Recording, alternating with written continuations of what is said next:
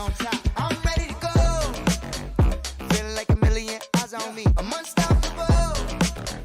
If you go against me, then you better compete. Yeah, yeah. Why you keep knocking at my door? Came to fight, yeah, that means war. Gotta level up, I'ma settle the score. Yeah, feels a lot better than it did before. What you brand new, yeah, it's time to go pro. Go beast mode, better find a cheat code. On my throne, now I'm throne. Better look better than it did before. I said if play don't stop, just do your thing, and you know you gon' be on top. That's my game, it's your game. And let the whole world watch. I said if play don't stop, just keep it going, and you know you gon' be on top. It's your game. Go ahead, let them talk.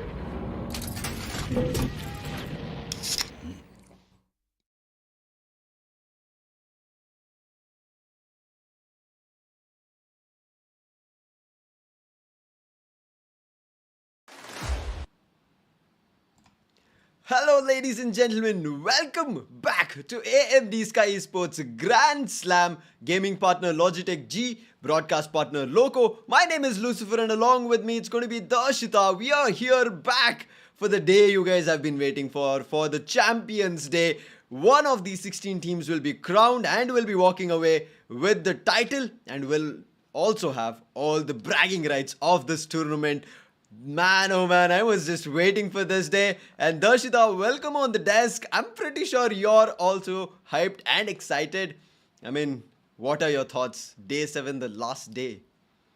Hyped, excited. I mean, I am just falling short of words right now to explain what this day is going to be. It's just going to be one hell of a show that we are going to witness today with all the tables turning around, with some unexpected comebacks, with some delicious chicken dinners. And after 6 maps, we are going to get that one team who will be, just crowned as the champions of AMD presents Sky Esports Grand Slam. Man, oh man, just bring it on. I'm so excited. Bringing in the action will be the teams, and I am ready for it. You're ready for it. Everybody in the viewers section will be ready for it, because today, as you said, there might be a lot of changes, there might not be a lot of changes, and that's the most interesting part that I'm looking forward to, and I'm pretty sure our viewers are. If you're joined in right now, don't forget to hit that like and subscribe. We are going to be seeing the champions coming up today and their interviews, as well as we will be concluding the 6th map of the day. 42 maps, a long journey for a lot of these teams. I'm so, I would say, confused, perplexed right now, Darshita, because how did 42 matches get over and we are here? I mean, sorry, 30 matches, 36 matches get over, and we are here on the last day all of a sudden, and we just have 6 more matches to go. I am completely confused, but all those confusions will come into fruition today, because teams after these 42 matches will be walking away with prizes. With the total prize pool of this tournament was 15 lakhs, and today is the day where this will start splitting to the top 6 teams. Man, oh man, with pride, with glory, with the title, the champions will also take a prize of 8 lakh rupees. The second place team, that's going to be 3 lakhs for them. The third place team will be getting 1 lakh 50,000. 50,000 for the fourth place team, 25,000 for both 5th and 6th. But the interesting part here is the individual prize. The MVP of the tournament is going to be taking back a huge prize pool of 1 lakh. And whereas one more interesting prize coming up, Sam, and that's going to be teams with the most finishes. What do they get? They even get 50,000. Just imagining for a fact, if it's a common team taking the first place, the MVP and the most finishes title, it's going to be a lump sum of 9 lakh 50,000. I'm looking forward to how these teams will be playing it out. 16 teams, prizes for not all, but the top 6 teams. But the battle is going to be very close, Darshita, as you were saying. Teams will be crowning themselves, maybe the most finished team, maybe one player from the team will be getting the MVP title. But out of these 16 teams, starting it off with Celsius Esports, Team Mayavi, Entity, Team EXO, 8-Bit, Orangutan, Soul, GodL, Skylightz, Enigma, Team Forever, Chemin, 7C, Velocity, and TSM. All of them giving it their all to make sure they get at least something for all the work that they've done, all the efforts that they've put through, all the toils that they went through. And I'm looking forward to how it's going to be playing out, Darshita, as you said.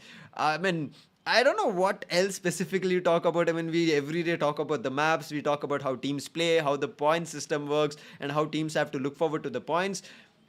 But today, everybody is just looking forward to how these 6 matches will be playing out and concluding the 6th match and then seeing the overall standings. I mean, all of us and many of our viewers here will be jotting down the points per map. Every map as it proceeds, they will be taking down notes, and just like us, they will be making sure they're correct on the speculations and they're able to predict which team is going to be winning. And I'm looking forward to who that is going to be. And also for our viewers, you can start spamming in your favorite team's name out of these eminent teams that you can see in front of your screen, how they will be actually getting the title and who those can be. Who those can be. Man, oh man, this question, and we just, went through 6 days to find the answer of this question, and now today we are going to get our answers. Who is going to be the champions of AMD presents Sky Esports Grand Slam? The level of excitement we as a caster have, Sam, right now is something, that can't be explained into words. The past 6 days, I completely agree. We were talking, as you said, we were talking about strategies, we were talking about maps. But today, I agree with you. I am not even able to speak a word more. I am not able to even think of what strategies can be put forth by these teams. What will they be doing to grab more and more points for themselves? Every team will be looking forward to doing whatever they can to pull off. How many points can be done on day 6? Day 7 is going to be the day of whatever they did yesterday to reap those benefits. I mean, we did see yesterday was a spectacular day, Darshita, where various different teams came, took chicken dinners, but grabbed points as well and showed us that the potential is still there, the capability is still there, and they'll be still gunning for it. But it'll all matter if they're able to sum up the points here in the overall rankings, in the overall standings. If the points don't reflect here, you will not be reflecting the prizes in your name. So starting the overall standings, it's going to be EXO standing strong with 381 points, being the most probable to start off the day as champions. But the next team trailing right behind, who have already been the runner-ups, Darshita, in season 1 of Grand Slam. I think they are ready for it. They'll be gunning for it. And with the second position and 365 points, less than 20 points is the difference. And I think even one bad match should let Seoul to climb up. One bad match will let Soul to climb up. But imagine Skylightz Gaming and Godlike Esports, they are right behind them. Yes, the point difference is of 50 points or something, but again, as you said, we know how aggressive both these teams are. And if they make it happen by the position, by getting those chicken dinners and getting 20 plus finishes, everything can change. I mean, at this point of time, we are not able to predict anything. Everything is just completely blood. Celsius Esports, who were really dominating on the very second day, right now are pushed back on the 5th position with a total of 315. But again, they marked a victory for themselves on the previous day. They can do it again. Team 8-Bit, the strongest team I would say I have known so far in the first side of overall standing. Yes, they got one victory, but why are still they on the first side of the overall standings with the position that they accumulated and with the consistency in their gameplay? Everybody is looking forward to the getting that consistency, but the teams in the second page, whether they're consistent or not, is not actually going to be mattering on day 7. If they're able to put up a bomber of a matches, meaning 30 bombers and plus in terms of total points that they grab for a particular match, I would say we can take out the word consistency today and then make these teams come on the top of the charts. I mean, the possibility is a little bit difficult, but still the probability is there. if you only deny the points on the top, deny the points to the teams on the top. And that's not going to be easy. Those teams do have the confidence completely overflowing for them, and they're making that work in their favor. But this second page still looks promising. I would say somewhere till the side of Chemin Esports. For an extent, even Team Mayavi, if they have a great showing today, maybe even if not the first spot and the runner-up spot, Darshita, but I would say the top 6 is still up for grabs, because there the teams are still standing at 260, 270. So I would say 280s, 290s, and close to 300. So you can see NTT just need 40 more points to get to the 300 position, and they'll be easily placing them in the top 1. I would say, sorry, my bad, top 6 of the first overall standing chart. And if they're able to do it, they'll be looking brilliant. But looking brilliant in terms of lifting the responsibilities for their respective teams are these excellent fraggers and assaulters.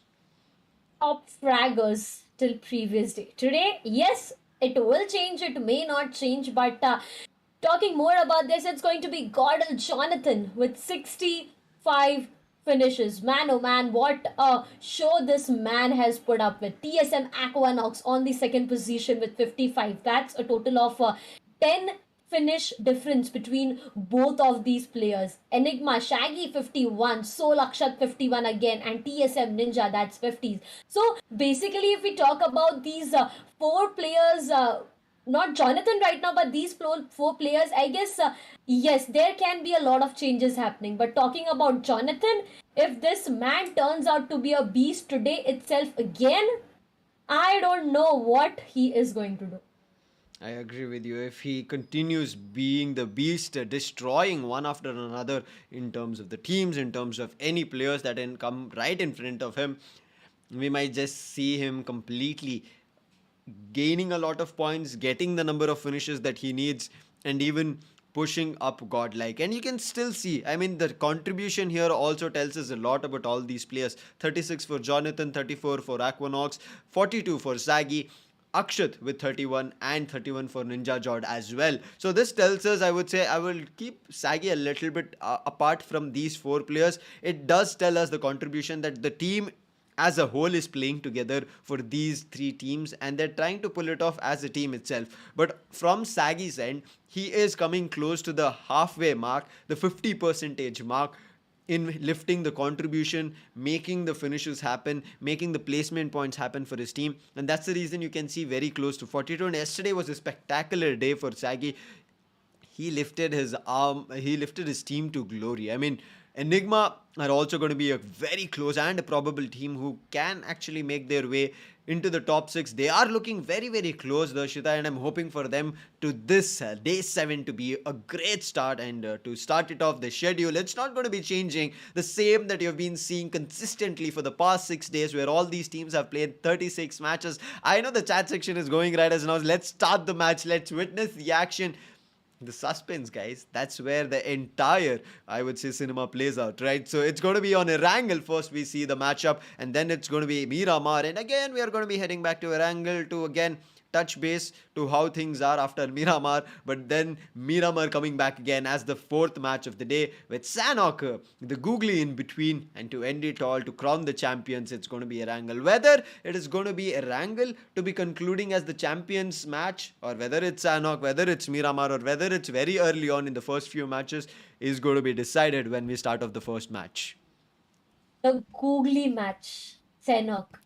I mean, why do I need to repeat this again and again? I don't know, but this map is something that gives a different level of excitement. We know, right, the previous day what happened in Senok was something no one is ever forgetting. So yes, this map always turns out to be something really different. Compared to Erangel and Miramar, these both maps are played with a lot of strategies, with a lot of rotations being pinpoint precise. But Sanok, yes, strategies are important, rotations are important, but again, you just spot someone in a complete open area and you go ham on your enemies, and this is how Sanok works. So yes, the map schedule is going to be really interesting today, and somewhere I do feel like till we are not done with the 5th or the 6th map, we as a casters or the audience or anyone is not going to be able to predict anything here.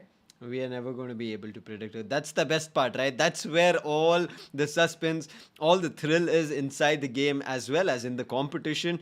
That even our audience will agree to. They also want to see this kind of a cutthroat competition where every team is giving it their all, but still every team is falling short. It's not like one team has everything going on for them. They're just raking up points, they're running away with it. It's every team trying their best to be on the top, giving it their all, trying for a couple of points here and there. Yes, we are going to be kicking it off with their angle as we were talking. It's going to be the flight path that we'll be seeing very, very soon. But the wait is still there. As I said, do support all your favorite teams. Just shower them with love. Only positivity here should be the main motto for you guys as viewers, because all these teams that are fighting right us now are giving it their all. Then, as we talked about this many times, right, Darshita, they were giving it their all from day one, but whatever they've done from day one to day six, I would say will all capitalize. Will, I would say, uh, exponentially maybe even work out in a team's favor if they're able to play day 7 out smart. I wouldn't say whether going all out guns blazing, whether they give it in terms of placement points, they grab a lot more, because see, placement points you can only get 15. Finish points on the other end, you can get a lot more. You can even push it up to 30, 40. I mean, it's up to the team's potential, but it will also matter that the resources that you have, the casualties that you shouldn't take, so that all your 4 players are standing, and that's the only way you'll be getting and pushing yourselves from 30 and 40 in terms of finish. But that's just too much in terms of asking for a particular team. 20 is capable, and 20 is something that we have seen teams doing in this AMD Sky Esports Grand Slam. So something spectacular can happen here again, but I use the word smart because there are a couple of teams who are in the first page. Disregarding the top 6, I want to talk about it. It's going to be from the 7th till the 10th position. These 4 teams, if they play smart, grab points, sneak their way in, who knows, we might see them in the top 6, maybe in a better position than any of the teams who are in the top 6, might be able to jump up to the 3rd position. Anything can happen. That's the best part today. I'm looking forward to that. I mean, the level of excitement we already have on our face, the audience can read it clearly, right? Exactly. We are trying to explain things, but at the end of the day, again, it's the last day. Strategies, yes, we may explain a lot of strategies, we may explain a lot of gameplays, we may explain the style these players play. But what matters, as you said, is the leaderboard at the end of the day. Where you stand, what position you have is something that is going to get you rewarded. If you are in the top 6 position, you are going to get rewarded for that. But the rewards are not just limited to the players but to the audience as well. So let me just inform you about that. If you switch to Loco, you get a chance of winning 400 gold each day, and with the airdrops coming on your way, you can redeem it. So are you ready for that, Sam? I am ready for it. I've been doing it, and I mean, I've not been completely lucky, but I'm pretty sure our viewers are going to be. But as you just said, we will be also switching over to Loco. So if you enjoy, immediately switch over right now before the first match starts. You can completely watch the action from match 1 till match 6 on Loco without any problems. And if you've not downloaded, go download Loco right as of now, because the gold drops when you're watching the stream will be coming through, and then that gold that you accumulate, you will be able to redeem them in terms of rewards as and when the drop comes through. So wait for it, and I'm pretty sure you're going to be very lucky. I mean, entertainment is already there from Sky Esports, especially with the Grand Slam last day, the finale day, where we're going to be seeing the champions. Along with that, a couple of rewards here and there. But also, another thing that I want to mention, this might be coming into a conclusion. This might be a tournament that's seeing its last day today with 6 more matches to be played. But you guys out there can be there in the upcoming tournaments. We might end up seeing you here playing in the grand finals. Whether it's BGMI or other different titles, you can take a part of it and play and show us your skills. You all have to do is going to be following us on Sky Esports. That is going to be at the rate Sky Esports Gaming on Instagram. You will get all the updates of the upcoming tournaments, the registrations. I mean, if you would have not, like, past couple of weeks browsed our stories and posts, you would have gotten to know in the upcoming months, because this is just the start of the year. In the upcoming months, we have crores worth of prize pool coming and heading your way. So I'm looking forward to new and rising talents coming and showcasing their potential. But now let's a little bit talk about the teams, Darshita. I mean, Yes. I think it's high time that we start speculating. I wouldn't say predicting anymore, because prediction is not our game. It's maybe the, I would say, team's game if they're able to predict properly the circle, the flight path, and yes, they're doing really excellent job in terms of how they are trying to play it out. But now talking about the teams, yes, we did see EXO and Seoul on the start. They're in the first and the second position. Skylightz also very up close, but there's one team that I'm watching out for. It's going to be Celsius. They were on top for the most of the, I would say, majority of the tournament, because in the top first 3 days they were the only ones. Then we saw a lot of switches happening. But if I ask you, who do you think is going to be a crucial team who can change things up today? 8-bit? Mm-hmm. 8-bit, okay. I will discuss that and I'll tell the reason why, but quickly let's have a look on the head-to-head between GodL Jonathan and TSM Aquanox. As I already told a while ago, these both players mark a difference of 10 finishes, but look at the contribution. 65 finishes for Jonathan, he contributed 36.52%, whereas 55 for Aquanox and he contributed 34.38%. And as you said, Sam, this clearly states that not just these players as individual has done a good job, but the entire team has made sure to do something well. The chicken dinners, they are same for both of them. It's going to be same in terms of chicken dinner, but the performance is not going to be the same. We did see TSM climb up on day 5. Yes, it's day 5. Had an excellent day. Played and got 2 chicken dinners. They were looking forward to their third. It did not happen, but still a great climb that they did. And I think after that, day 6, the break somewhere broke their momentum. And we've been talking about that, right? The break that is there, it can actually help teams to rise up and feel a little bit better and have all their energies high, because they've played 5 days continuously. They've played 30 matches on a stretch with just, yes, a couple of hours of break, meaning about 10 to 15 hours, because I think even that is a little bit too much that I'm saying in terms of rest, because all these teams are, even after the tournament, practicing to make sure they get the champions title today. So even break, we talk about it, but I don't think they are on a break mode right as of. They will only be coming to a relaxing situation or a break mode after we finish 42 matches. That's going to be these 6 matches that will conclude it. But yes, Jonathan will lead the forefront, and yes, Aquanox, his starting day performance, Darshita, was just brilliant. It looked like there was nobody else competing with Aquanox, but after down the line you can see we saw him rake up 42 finishes, but after 42 finishes, the number of finishes that he's got is just a couple. We have seen him getting like 5 finishes, 4 finishes, and then we are seeing him right now with 55. So you can understand over a period of 3-4 days, he's just made it from 42 to 55. Not a lot. On the other hand, Jonathan, he's climbed a steep hill. He was nowhere in the top fraggers list, and right now he's the first man over there, and also with a 10-point difference. So he can make a lot of things happen, and that's why he's the Jonathan, for godlike. But now coming back to our discussion here, Darshita, you did mention that 8-bit is going to be a team that we all have to watch out for. I mean, if you would want to shed some more light on it.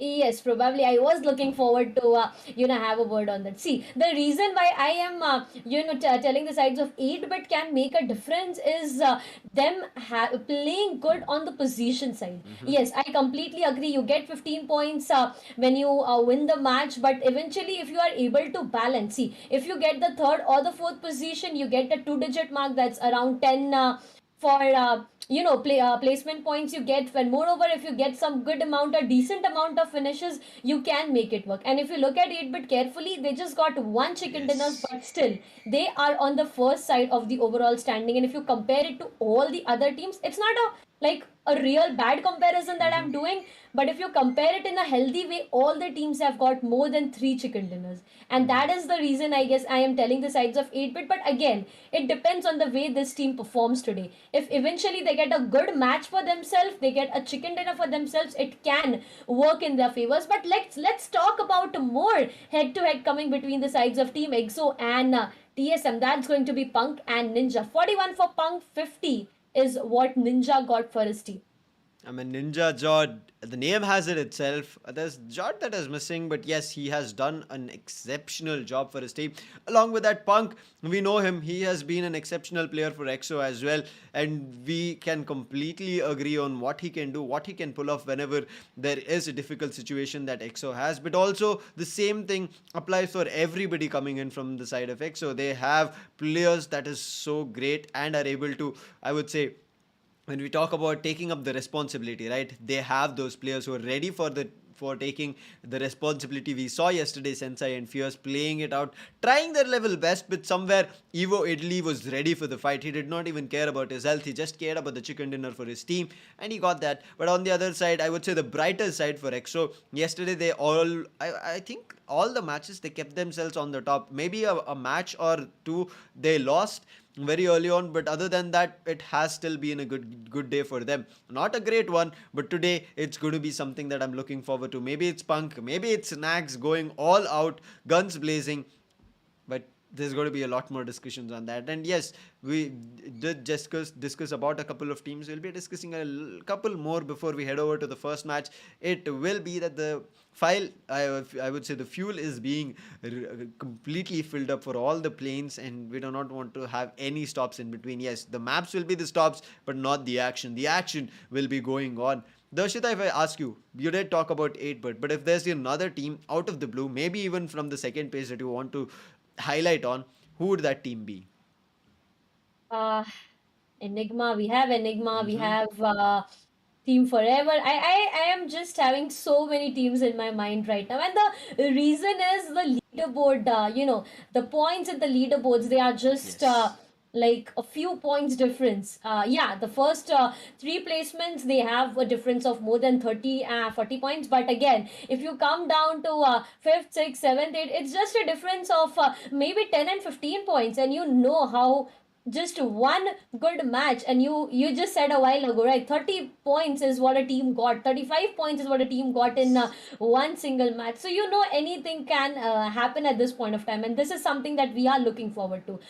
As it's the final day, it's the last day, teams who are at the top will be trying to go as much up as they can, but teams at not complete bottom but somewhere in the midway will be trying to push the top teams down, go up. But teams at the complete bottom, I am waiting to see what they will be doing, because they right now will be an eye for everyone. They will be denying points for the topmost team. They wouldn't let the, teams that are in the midway to climb up, but eventually Yes. they will be trying to, have something for themselves in between all of this happening. I agree with you. Every team will be looking forward to. And without any delay, let's head over to the first match of AMD SKYESPORTS Grand Slam final day, day 7, the last day with the first match. So I'm excited.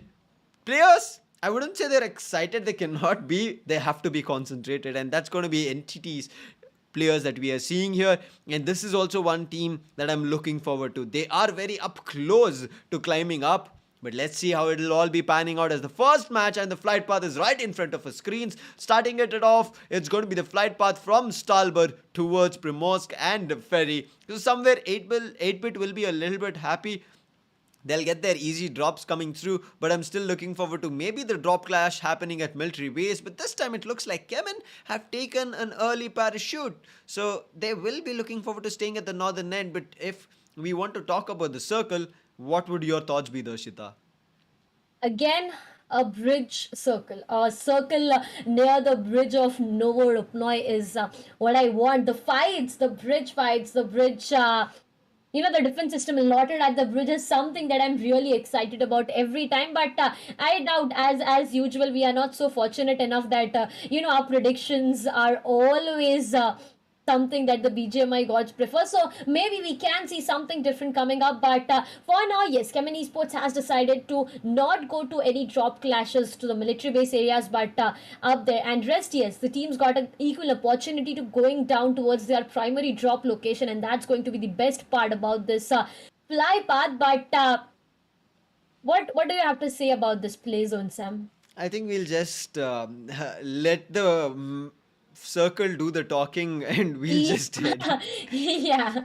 I mean, at least when we start discussing about the circle, a little bit at least favoring. I mean, to at least soothe ourselves, Darshita, I will say you did talk about maybe the bridges coming through. At least one of those bridges are here. So I think that should be something that we should be looking at the positive end and be happy about. But talking about teams, I think it can be that there might be situations where we might see a couple of drop clashes, because if you pay close attention to Rozok, there's Team Mayavi as well as Enigma very close to each other. Talking about EXO, there can be a fight between there, that is Celsius and 7C. But yes, there's still the distance that they all are traveling and looking forward to the compounds for the loot.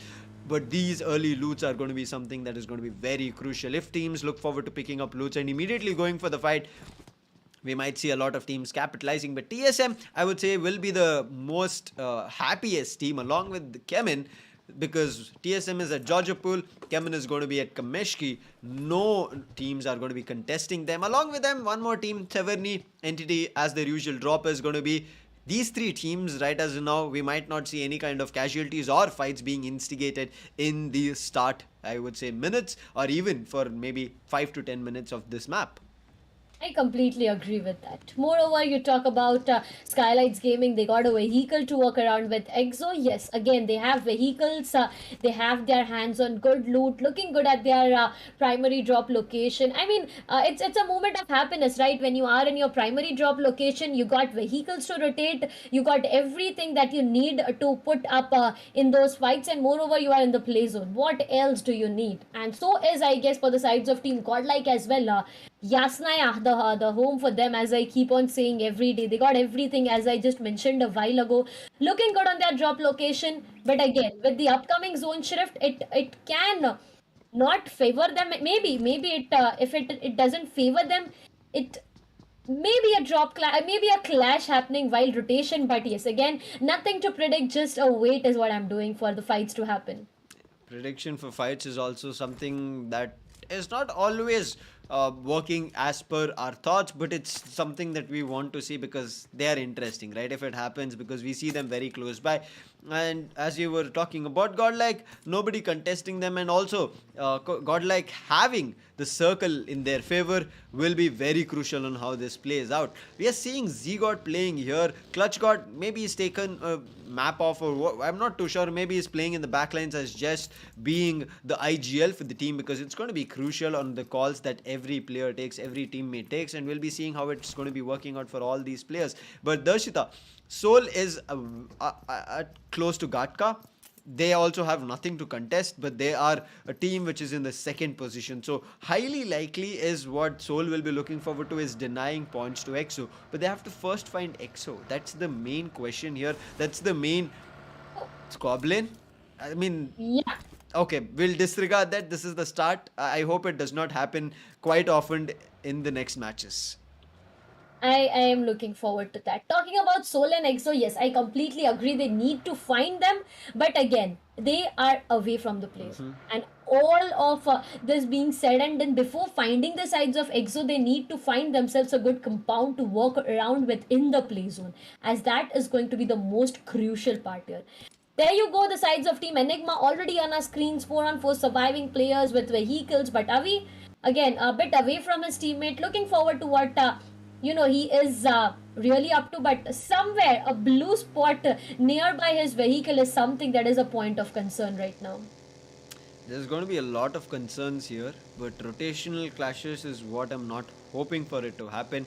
I mean, today I'm a little bit towards the team. I feel them. It's the last day.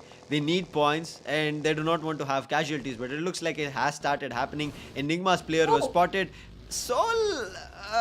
Why? Okay. I mean, it feels like Soul are kind of in a happy mood and they're just not worrying about it that much, or maybe a little bit pressurized, as you can see them falling one after another. But you can see the kill counts here: 40, 51, 47 and 26. So all the three players, majority in terms of having the finishes, they have done the job. New player 3 is the only one, but new player 3 also has been crucial in so many often situations, and that's why it is not only about the finishes that you see in front of your screens. It's always about how you will be able to help your team. If you don't have a lot of finishes, does not matter, but you should be the one also helping your team, maybe in terms of information, maybe in terms of the loot, maybe you have medkits, because we have seen new player 3 on Sanak especially, he becomes the doctor and he just keeps patching himself up with the first aid. So let's see how it's going to be panning out today, whether Soul will be making it happen. But we did see Enigma having a fight, I guess with EXO itself, but we'll see that very soon.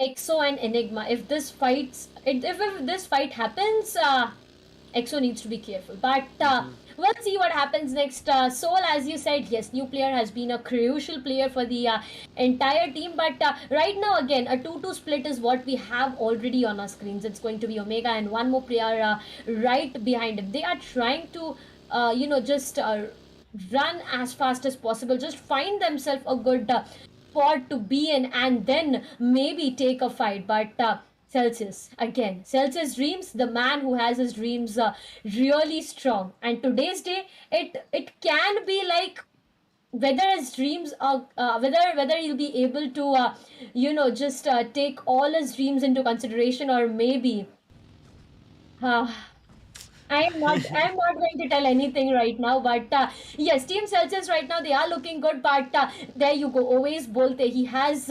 I'm not sure if he's up with the information. I doubt he really is. And Dreams, there you go. He knows that there's a vehicle right exact in front of him, and they both are looking forward to take him down and at least accumulate one single point at the beginning of the match itself. Team Forever, they've understood. As soon as the couple of bullets connected, they're looking forward to surrounding Dreams. But Dreams, he's called in for reinforcements. That's the best part here, Darshita. The reinforcements coming in, and Forever might not have a clue about it. It's going to be taking a toll on them, but how will they be able to make it work is going to be the bigger question. With Celsius now way up close. Dreams did start it off, but can he actually end it in his team's favor is going to be the bigger question. But it looks like Team Forever, they've understood. I think the fight right is now starting it off, and having any kind of casualty might be their downfall as well, because Team Forever, as we were just talking just before the start of the match, can have their way into top 6 and maybe at least get something in terms of spoils at the end of the tournament. At the end of the tournament, man, oh man, why am I so excited today? I'm just not able to control my excitement. And after looking at this map, it's been 10 minutes and we have no initial drop clashes happening. We have seen no fights happening, no players getting down to the ground. Yes, somewhere the players may cross their paths while rotating, but again, they decided to disengage and not get into any kinds of fight. And that's going to be one decision that the team take in their favor, because it's really important for them to have a good position with a good number of finishes. Entity, again, as I keep on saying, this team is looking good on the map of Miramar. It was, but right now, talking about GodL, there you go. Jonathan, 65, Neo, 40, Gil, 40, Z-God, who just came up right now, managed to take at least one for him. But again, a 2-2 split is what we have on our screens for the sides of team Godlike. What are their plans? Their fans are eagerly waiting for them to make a comeback. If it's a day that team Godlike makes a comeback, man, oh man, I don't know what is going to happen. It's going to be wonderful, Darshita. That's what Yes. I mean. Whatever it is, it's going to be amazing to witness. 65 for Jonathan, 40 for Neo, and Gil as well, 40. And as you said, Zigod, he is looking forward to making his appearance more prominent. Because yes, I think he just played one match very early on in the tournament, and that's why we see only one finish from his end. But the second circle, it's immediately shifting to the eastern edges itself, covering a lot of the shores. But Orangutan might be actually the stoppers for velocity as they're entering the bridge. Gatekeep is not the exact scenario I want to put, or even a bridge keep. But one thing that I'm not surprised is, look at the timer. 10 minutes done, not even a single fight, not even a single player dropped on a wrangle. Still now, all 4 players from every team are standing strong and are, I would say, standing on their own feet. It's not that somebody has knocked them and they have to go in for a revive. It's getting so intense right as now, just because none of the players from any teams have initiated a fight. I mean, I wouldn't even call Team Forever and Celsius Dream a fight to be started off, because a couple of bullets, yes, connected from both the ends, but after that both of them disengaged. But right now the second circle, you can see the clusters are forming up. We just saw a glimpse as TSM was rotating. Right next to them was Soul, and I think Godlike as well. So close counters, a lot of teams are getting clustered. A lot of teams are getting clustered, and with this we are going to have n number of fights starting maybe in like 3 or 4 minutes more. It's not even 3 or 4 minutes of patience left inside me right now. I mean, trust me on what I'm saying. The level of patience being tested in the first map itself is something I'm like, why? The Judgment Day is something that is really exciting. But EXO, there you go, 41 for both Fierce and Punk. Snacks 29 and Sensei 23. The both players, Fierce and Punk, have played a crucial role. So is the job done by Sensei and Snacks. Soul, again, they got some good covers to work around with, but getting into a fight at this point of time in complete open areas, yes, it will give them points, but what if the fight doesn't work in their favor? And talking more about fights, there you go, Skylightz Gaming is being caught by the sides of Skull. Yes, they tried to fire some bullets on them, but again, no connections were made, and right now, I guess Skylightz Gaming has decided to disengage of the fight, not get into a fight, but Team Mayavi, Manya, look at the position this guy is holding. I think unfortunate might be the word that I want to use here for Manya, because the other players, they're being held off from 8-bit. So Team Mayavi, right as of now, might actually one after another start facing a couple of casualties. But before we talk about it, it's going to be 7C finding a player from Skylightz. It's going to be Soundraj, who disengaged from Soul and engaged in an unfortunate rotation and got eliminated. So this is going to be the first pick here on Erangel. What a match and what a play to start off from Tsunami. He knew, and during the rotation, as we were talking about it, Team Mayavi, they might be actually gatekeeped.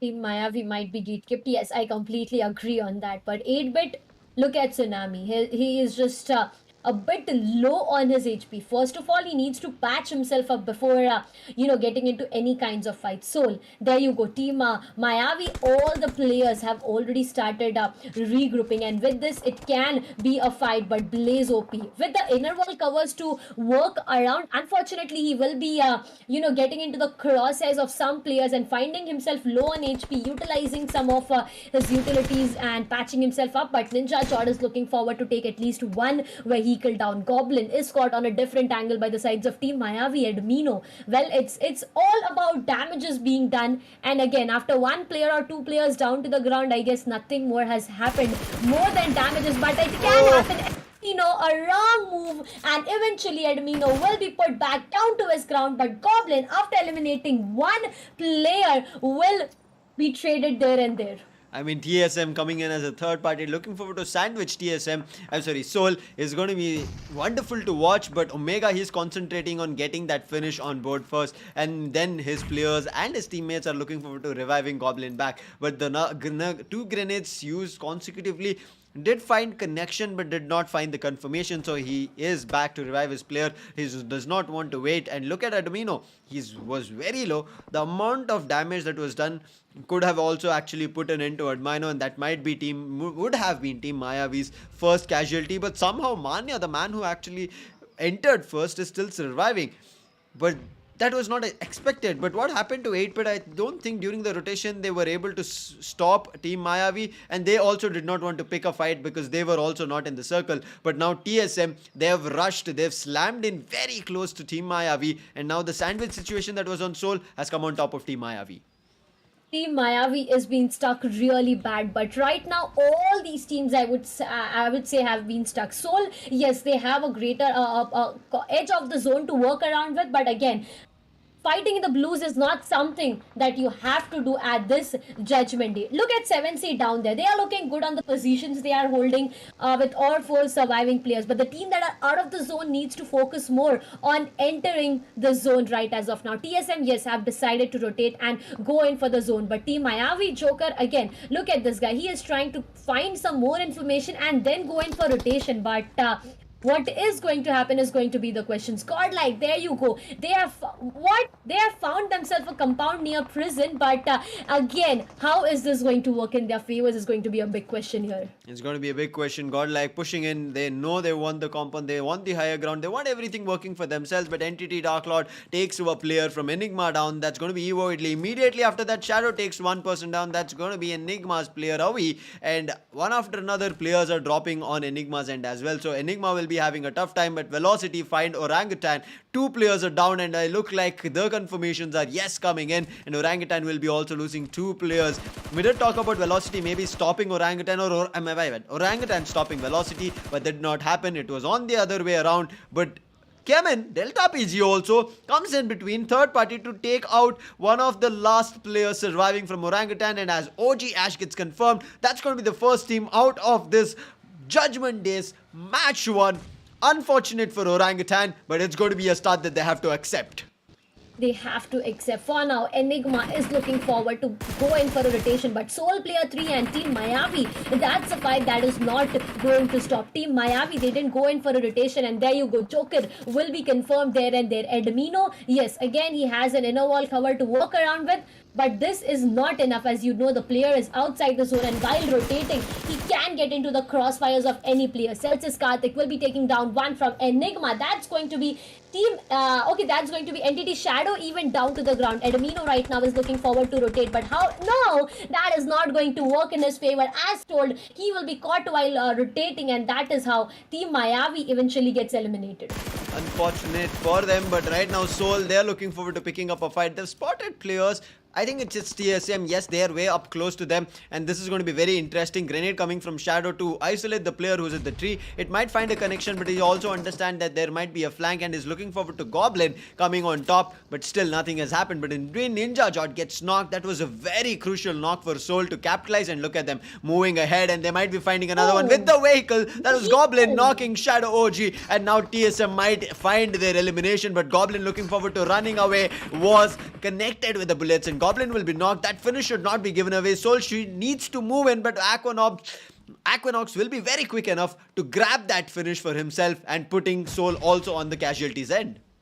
One player is being eliminated completely, and Team Soul right now have to continue with 3 surviving players. Blaze again is trying to go gun blazing towards the sides of Akshat, but Akshat, he is quick enough to run out of this and make a way towards the play zone. Blaze again, look at this guy now. He has seen the sides of Omega, and he is trying to take him down. So right now, Team Soul is just stuck between two situations, either to run or either to have a fight, and it's a bit of confusing factor after taking one finish for themselves. Omega, look at the position. A tree is something that he has to work around with, but right now he has his eyes on the sides of Team 8-bit. Yes, he did damage, but again, damage is something he needs to satisfy with, when again the upcoming play zone is something that all these players need to be worried about. Everybody needs to be worried about it, because the play zone always does this. It changes things and makes life difficult for everybody. But right now, it's going to be both of these teams, that is Soul and TSM, still looking forward to making their way out. I think TSM did also have a casualty, but before that, Chemin, we did see them that Chemin were taking and also fighting off with Velocity. Both of them are exchanging blows, and now there can be a third party. 7C Savitar went a little bit up to spot out a couple of players, but he was not able to. But Chemin players are pushing, and Delta PG is going to be the man in charge. He has spotted out Kratos. Kratos is going to be one of the last 2 players surviving. Daljit is still there, but I'm not too sure where he's hiding. Delta PG's position was compromised. He calls in, and Kratos is looking forward to connecting the bullets, but the tree that was there was not working out, and Daljit in the same moment from another angle gets finished off from 7C, and Velocity is going to be a team which is going to be falling apart with just 4 finishes. 4 finishes, and Team Velocity gets eliminated on the 12th position. Exopunk will be taking 1 player down from Celsius with the vehicle. He has Soul right now looking good, but not so good, as they have lost one of their player. GodL Neo will be taking 1 player down, but instantly traded there and there, and a reinforcement is something that GodL needs to look forward with, but unfortunate for them, as Neo will be eliminated completely. Gil, with all the smokes all around, he wasn't able to save himself, and that was 1 grenade. Team Exo trying to capitalize on this fight is building a lot of pressure on the sides of Team Godlike, and Gil, after he is down to the ground, it's just 2 players left from the sides of Team Godlike, but Jonathan cover fire, will be trying his level best to save other teammates. Gil will be revived back to his life, but is that going to work in their favors as Team EXO is trying to go as aggressive as they can? I mean, EXO, they do have the circle edge, so I think GodL will be in a tough spot, especially after losing a player. Yes, the revive has come and NTT Noob falls to the zone. That's unfortunate. Not too sure what happened there, but we will now concentrate on the fight that is happening. But before that, there was a grenade coming in from 7C on Chemin's end. They did get a knock. EXO snag a brilliant grenade coming in from Gil. He gets the knock, and I think EXO might start falling apart. 8-bit Batman also falls to the zone. Another grenade goes through, and it will be confirming, but it was a confirmation from Destro, so a finish point being stolen away, and Jonathan is not happy. He takes Papa nahi manenge, and now he's looking to push further, but in between this chaos, with the help of Chemin, EXO will be finished. The top team in the top spot has been eliminated in the 9th position, so they will have only 3 total points from this map of Erangel. 3 total points. So difficult right now for the sides of Team EXO, but again, they have 5 chances more. 7C Savitar is looking good. He is trying to move far as possible and trying to take the last surviving player, but are you aware of the position Delta PG is? Okay, there you go. That's going to be Chemin Esports even getting tagged by n number of different sides. 7C today is looking good the way they have started their day, but again, it depends on how your entire day is. 7C with 7 finishes. What a match. The name itself says how many finishes this team got, but Team 8-bit, again, a team on the first side of the overall standing to get eliminated. Team NTT gets eliminated. Man, Sam, what is happening? 7C Savitar will be taking 1 player down from Team Forever. That's going to be Oaze Bolte. Savitar again with that grenade trying to confirm, but right now GodL can be into a difficult spot with this grenade, and Jonathan will be finding himself down to the ground. Jonathan, he is in a tough situation. Another grenade going from 7C Savitar. The lower ground is the issue right as now. Jonathan will be coming in, looking forward to a revive from Z-God, but Z-God, he is also receiving the damage. He knows if he moves even a little bit to the next of the vehicle, he will be spotted from 7C, and 7C, they do not want to even give them a chance. He's rushing in, but the timing was better from Z-God. He gets a confirmation for himself, but now he's again patching himself up. He's already eaten a lot of that damage, and he do not have enough time.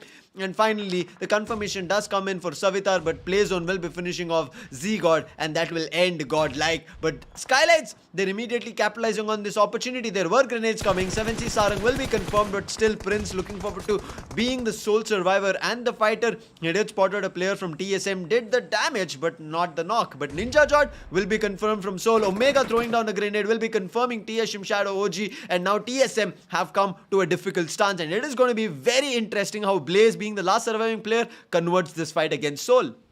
A lone survivor is something that TSM has. Soul player right in front of him, and Blaze needs to be careful about that. But there you go. Soul looking really aggressive at this point of time. Will be confirming 1 more. So it's going to be Blaze. Now, Blaze is stuck in a situation between 1v3. He has players right in front of his face. I don't know if Soul players are aware of the position he is holding. Yes, player 3 was really aware, and that's going to be Team TSM getting eliminated. But at the same time, 7C Prince will be taking 1 player down from Soul. What is 7C doing? This is the reason I told that you have to have your eyes on the teams that are really down in the overall standings, and there you go, 7C with 9 finishes. Still standing strong. Prince is looking forward to doing the damage. Omega and Goblin have been lost from Soul, but they are also looking strong. They do have 7 finishes. The tower is the control that they are looking forward to take, but still, that is just at the edge of the circle. Akshat being the informant and the lookout riders now, but a grenade coming towards Akshat's direction, but I don't think he'll be finding a connection. But all that 7C Prince is doing is going to be revealing his location. He needs to play even a little bit smarter here. If he gives away a lot in terms of information, he might also find his end, but a grenade coming in from Akshat. He's looking forward to end Max Kush as soon as possible. Team Forever, they have a casualty, but they're better in terms of the numbers that Soul have. It's going to be a 3v2 situation, but Akshat makes it a 2v2, and immediate confirmation. 2 grenades, 1 knock, and immediately picking up his rifle, bursting the vehicle, and getting a confirmation. Max Kush, and which was 7 in terms of finishes, is raked up to 8, and now the attention of Team Forever has been shifted to Soul. It has been shifted to Soul, but Skylightz Gaming, look at these players. What are they doing? They are completely down to the ground, and they are just waiting for an opportunity. And as soon as they get an opportunity, this team is going to go ham towards all the players. 4 teams with 8 alive players in just 26 minutes. Man, oh man, this map, this Judgment Day match 1 is just turning out to be really, really wonderful. New player, he'll be hiding himself in those smokes, but again, he is sure of the position Soul players are holding in those watchtower, and that is the reason he'll be trying to take at least one, but nevertheless, nothing is what he got in return. Player, again, look at that. Smoke is something that you need to have at this point of time. Dreams looking really good down to the ground, but again, he has compromised himself, and with this, it can make his dreams shatter. But if it works in his favor, you know what wonders can happen here. Exactly, Celsius are going to be a team who can actually climb up today, but Dreams, he has the hopes, he might make it into reality, but Akshat on the other end will be looking forward to a confirmation, another knock, but Soul player 3, he gets knocked in between. Unfortunate, the tower hold is not working for him, but Akshat, he is the sole man in charge of this entire lobby, taking one after another player apart. The way this man is spotting players out is just unbelievable. He's done the damage on Team Forever. He spotted Skylightz players, and Gamla Boy has already been knocked. The finish also coming to Akshat, and what is this man doing? He's not looking forward to stop here at all, and now it's going to be the last two players from Skylightz, one surviving player from Team Forever. Celsius Dream just got finished off, and because of which it's going to be these top 3 teams looking forward to getting the chicken dinner. Number advantage is going to be on Skylightz, but I'm not too sure how it's going to be playing out. Number advantage, yes, it is an advantage you do need to have, but Akshat, he is looking good with the gun he is carrying, and the confidence is what matters at the end of the day. Look at this man, he is not caring for the fact that his location is being compromised. He's just trying to be as aggressive as he can. Skylightz Gaming on the other side, if this match works in their favor, it can be pretty possible for them to make it happen, but again, the one player who was down to the ground from the sides of Team Soul will be going in the hands of Play Zone, and that's going to be one last surviving player. Pukar team caught Akshat, you beast, he is not going to stop. Always Bolte is going to be the last surviving player from Team Forever, and I'm not sure of what more he can do, as he will be finding himself on the edges of those blues, and that is something that can be difficult. But Akshat, man oh man, Sam, this guy is just going crazy. Yep, I don't know. I mean, the new beast in charge of Erangel right now, the Yes. Judgment Day beast. I mean, I think it's just the pressure that has bought in the Hulk inside him. He's trying to look out for it. But as we were talking a lot about it, he gets finished off. Unfortunate for Soul, but a great try coming in from Akshat. Skylightz having the number advantage, they should be getting the chicken dinner for themselves. Oves Bolt is still creeping and crawling across the edges of the circle, looking forward to making his way in, but Oves Bolte, he has no information. That's the, I would say, sad part for this confirmation of the chicken dinner for Team Forever. But look at where Team Forever is. Top 2 is not an easy spot to come to.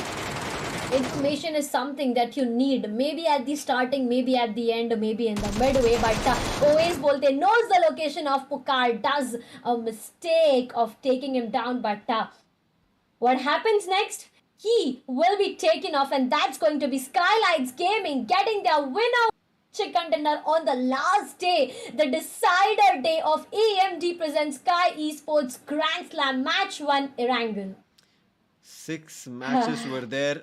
Only Yes. 5 more matches left for the Judgment Day. I mean, Judgment Day is not going to be us judging, anybody else judging. It's the teams that's going to be giving it their all to put them in a position where they'll be reviewing whether they're going to be coming on the 1st, 2nd, 3rd, 4th, 5th or 6th, whatever it is. But what a way for Skylightz to get the chicken dinner to start this last day, the finale day, the Judgment Day, match 1 of Erangel.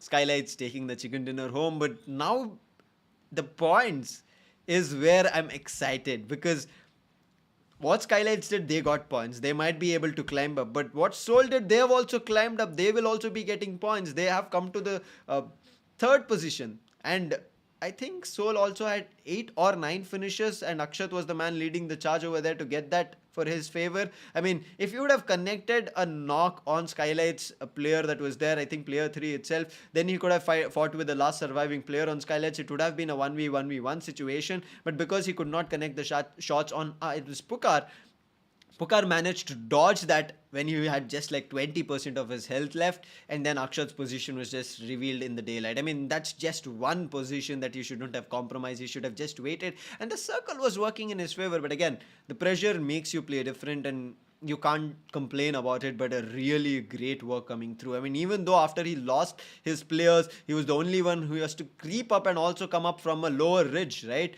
He did it brilliantly. Skylightz on the other end, I want to talk about them.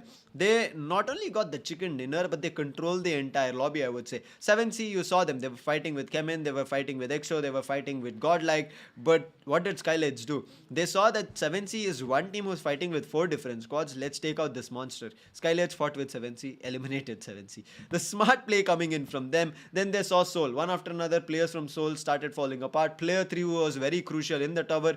He was also knocked down, and then we saw Akshat also being finished from their own hands. Even a couple of players from Team Forever had a difficult situation, but it all started here when we saw Seoul with Team Mayavi having a fight, but no kind of capitalization happening because TSM, they came in between to try and interrupt things.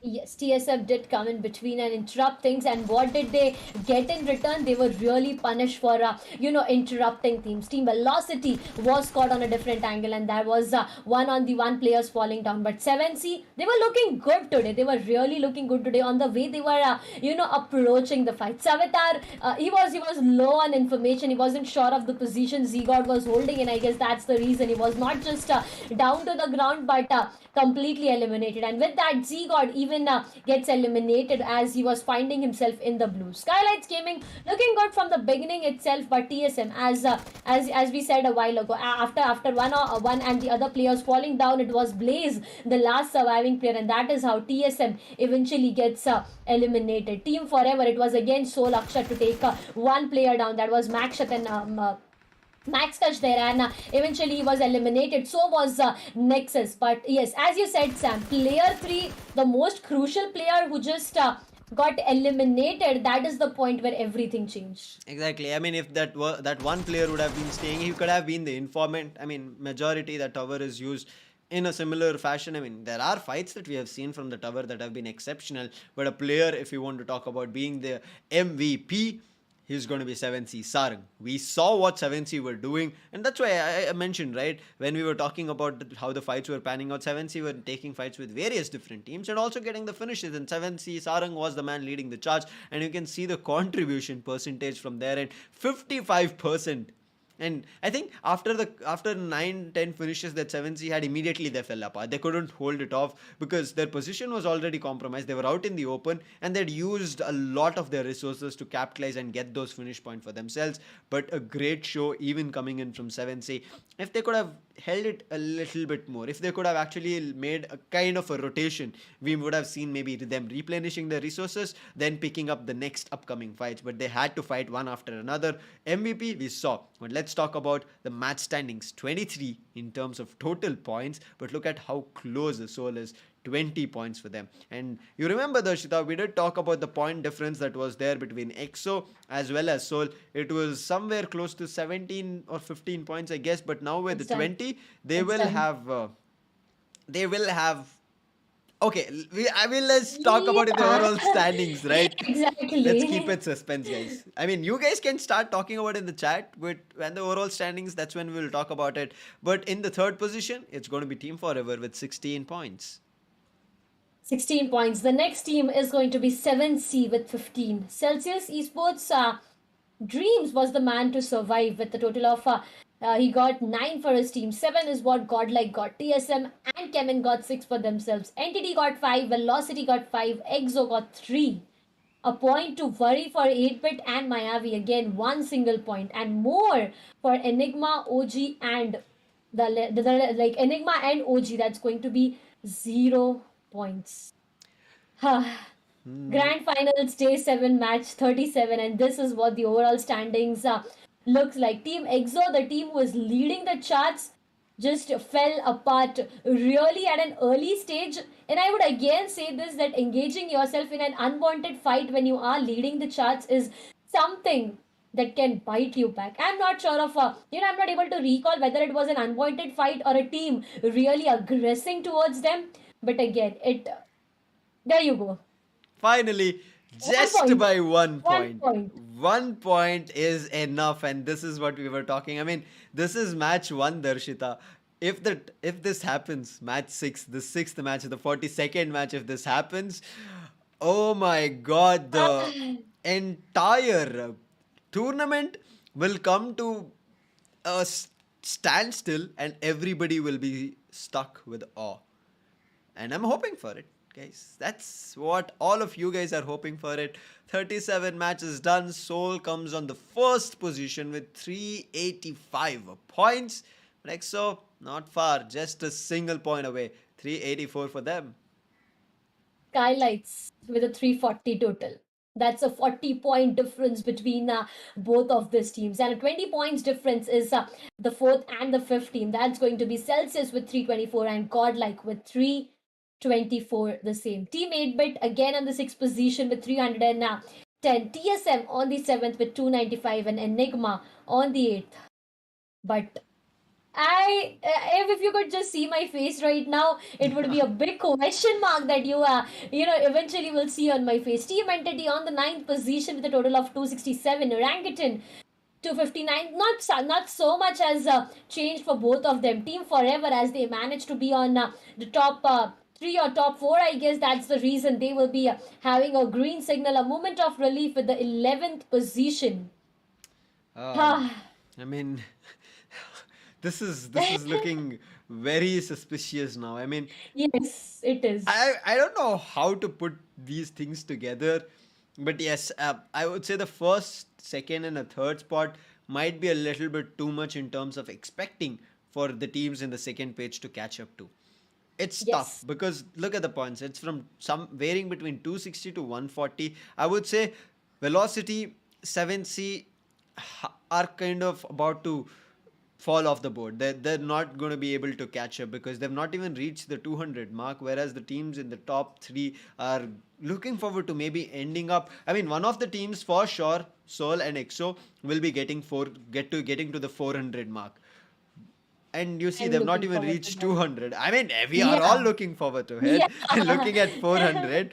But viewers, I mean, you guys are completely ready for this.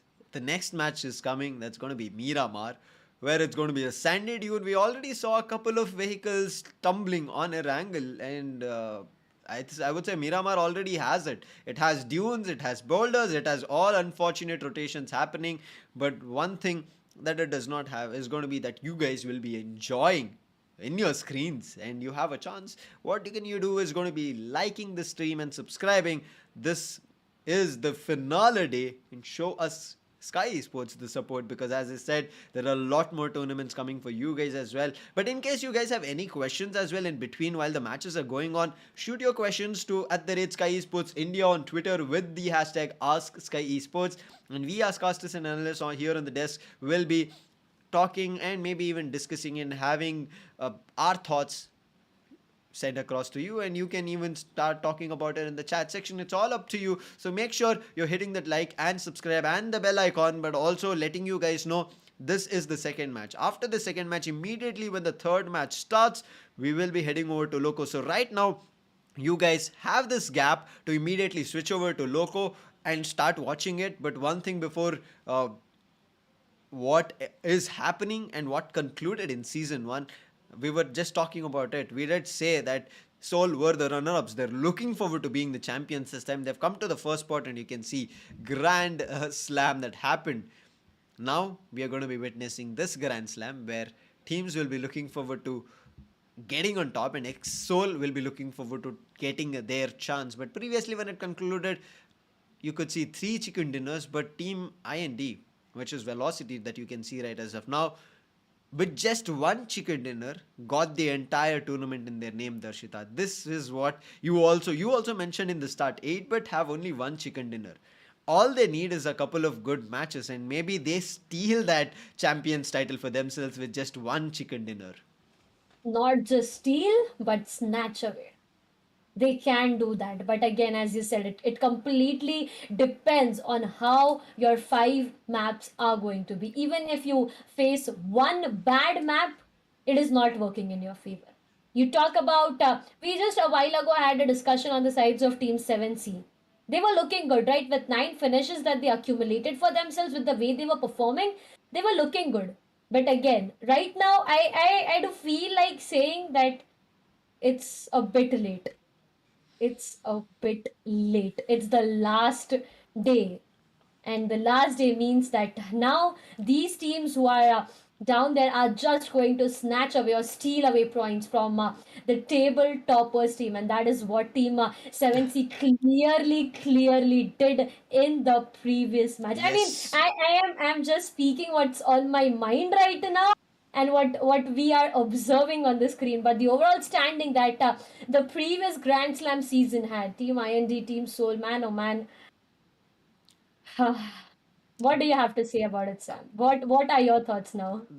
This is where we said, right, until the last match we are going to be kept in suspend, and as Yes, you said, 7C were a very major factor in denying points for a lot of the teams. I mean, EXO, they could have actually gotten a chicken dinner here as well. Their rotation was looking good. The amount of fights that they were taking and a couple of finishes coming their way did shed some light that they could have actually done a lot more. But what happened was 7C. They got stuck in the ridge. And one after another, grenades even started bombarding from Godlike's end. And you saw EXO had nowhere to run. They had to fight with both the teams in two different directions.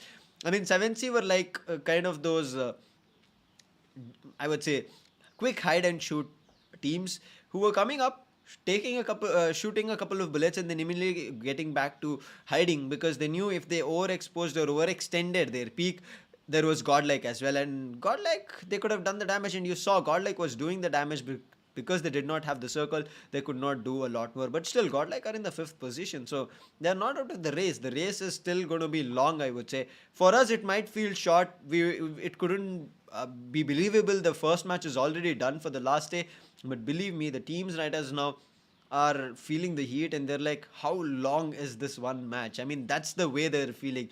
His 26 minutes, 27 minutes, 28 minutes, they have played their entire life on BGMI, and they've played it for a long time. It has never felt long and I would say tiring, but today it is going to be. it's like it's so long, so tiring, but so quick and so short at the same Yeah, time. irony. Exactly. I mean, we saw that, we felt that a while ago, while we started the very first map. It was. I mean, I'm not talking about any kind of strategies, any kind of fights. No, I am not going to discuss that today. This day is not. It's not a day to discuss fights. But the It's way about to it enjoy. started, yeah, exactly. It started at a piece. For 10 minutes, we Yep. casters was sitting here and we were like, "Oh, please, just bring on the waiting for it so eagerly." But then the fight started, and quickly Team Skylightz Gaming got the chicken dinner. And we were like, why is the time running so fast? And a while ago you Exactly. said, right, the first map is already done. Unbelievable are going to be Yes. facts. They're facts. They're going to be written in stone right as now. Once all the 6 matches for today is done, 42 maps are done, it will be set in stone who the winners are going to be, who the runner-ups are going to be, who the third position team, fourth, fifth, and sixth respectively are going to be. But none of them have confined their spot to those positions. All these teams are in the race. They're still picking the fights. They're still looking forward to the points. But still, there is no clear-cut difference of who has the possibility of getting the champions title. Soul, now coming in the first spot, rises hope for all the fans out there. Yes. But not only that, there are EXO fans also who believe in them that EXO will make their comeback and immediately dethrone Soul. But now, let's head over to the next match itself. Without any delay, it's Miramar in front of you. The second match for the day. The flight path now is going to be starting off at El Hazar and it will be ending at Minas del Sur. But the man who is going to be co-piloting this flight is going to be Raider with me. And welcome back, Raider, for the Judgment Day. And what is your judgment on the circle here? Oh, I'm glad I'm here right now. I'm very excited at how the fights are going to pan out. It's going to be very interesting to watch. And just like that, we have first match of day number 7. That's going to be the final D-Day. The end game has already been passed right now. And it's really very interesting that how the fights are going to be there, how the gun game is going to be there. But before that, the flight path is there from Al-Azhar to Minas del Sur, or should I say the prison location, which is going to be there. I really doubt that prison could be the choice of location where the teams are going to jump. But yes, Chemin Esports, one of those teams which actually drop on the eastern end of the map is going to be there very quickly, I guess. But other than that, we have a lot of teams jumping in the center locations, such as, let's say, Picardo, Los Unis, the Hacienda del Patron, and San Martin will be there. But teams like Skylightz Gaming, after a good victory, is going to aim for the El Pozo compound. But there we go, Lucifer. I guess we have the zone talking something else to us. Yep, the circle is going to be very interesting. A northern eastern circle. We'll see how the teams will be rotating here, Raider. Yeah, the teams are trying to rotate. The teams will try to rotate to actually be in the zone. Teams like Chemin Esports have to travel a lot of distance because dropping in the southeastern corner will be good enough for them. But then eventually, if I talk about the rotations, then eventually, if I talk about the clashes which are going to be there, well, this is the map of Miramar, full of clashes, full of rage, full of carnage coming up for you. So let's see how the team Chemin Esports is going to rotate. And meanwhile, if I talk about teams like EXO and teams like 8-Bit, which is dropping in the vicinity of Los Angeles, they have to travel a lot. But then Skylightz Gaming is way too far from their drop location. And there we go. I guess they are going to get decimated by the hands of Team Enigma. Look at that. Team Enigma traveled in the minivan, is already racking havoc onto the team known as Skylightz Gaming. Exactly, Enigma. They're going to be looking forward to capitalize, and this is what we talk about immediately. That a team getting chicken dinner will not be able to capitalize the immediate next upcoming map. There are a couple of weapons that Skylightz have in their hand, but it's not their favorable weapons. It's not the weapons that they're comfortable in, and that's the reason this is happening. On the other hand, Enigma, looking at their aggression, they're more than comfortable to taking this fight. But I would suggest all our viewers also become comfortable and switch over to Loco very soon, because we are going to be switching into Loco as soon as the third match starts. And you guys will not be able to catch us here on YouTube, but as long as you're here, hit that like and subscribe along with the bell icon. And also, when you switch over to Loco, you will find the English desk on Sky Esports English, and you can follow us there. For Hindi, you will find it on Sky Esports Hindi, and for Kannada, it's going to be Sky Esports Kannada. But there's one more thing, a very crucial thing, as this Judgment Day is getting exciting to completely hype you guys up. We are going to be seeing the champions, yes, but as we posted, as the story came up, there will be the award ceremony that all of us want to see. And none of us know where it is. In the chat section, you guys can start spamming it. Yes, I've already requested who can be the champions. You can spam that. But right now, spam in the chat section of where the location can be. And the location will be revealed in the fourth match as soon as the flight path comes. But right now, what it is going to be revealing is going to be Enigma taking players one after another after Skylightz. Skylightz have already had a casualty. Gamla boy, look at his health. I don't think he has any in terms of medkits or bandages or first aids. So I think that should be a confirmation coming very soon on Gamla boy. And yes, it is. Oh, he tried. He tried his real best to eventually take a revenge, or eventually get some good damage into his perspective, but Team Enigma is not going to stop. Look at that. They're just trying to decimate Team Skylightz Gaming, and I guess this could be just like, say, a free kill spree going on in the lobby because Pukar went down just like that. Okay, there we go. Pukar has also been spotted. Enigma G2 OP with the beautiful gun, which is known as, I guess, UMP45 is trying to decimate, and if I talk about Pukar, well, he has pistol in his hand. He's trying to tag them out, but is it going to be possible one? Enigma G2 OP once again takes one down in the lobby, and now the last man standing is going to be new player again with a pistol. Well, finally he got a UMP45 into his courtyard. Okay, the double one is going to be there. Let's see, is it possible for him to retaliate, to do a 1v2 at this point, because Team Enigma is way too far from the home. And eventually, if we talk about Team Enigma, look at that. They are just trying to rotate out. There might be a possibility that Team Enigma is going to lay off. And just like that, Skylightz Gaming's new player has a ray of hope. Sai believe that he is going to survive and get some good position points for the team. Eventually, if we talk about match number 1, he got some good points. He got the chicken. But then, what about the match number 2? The consistency is again lacking, I guess. Consistency is not going to be, I would say, mattering today, Raider.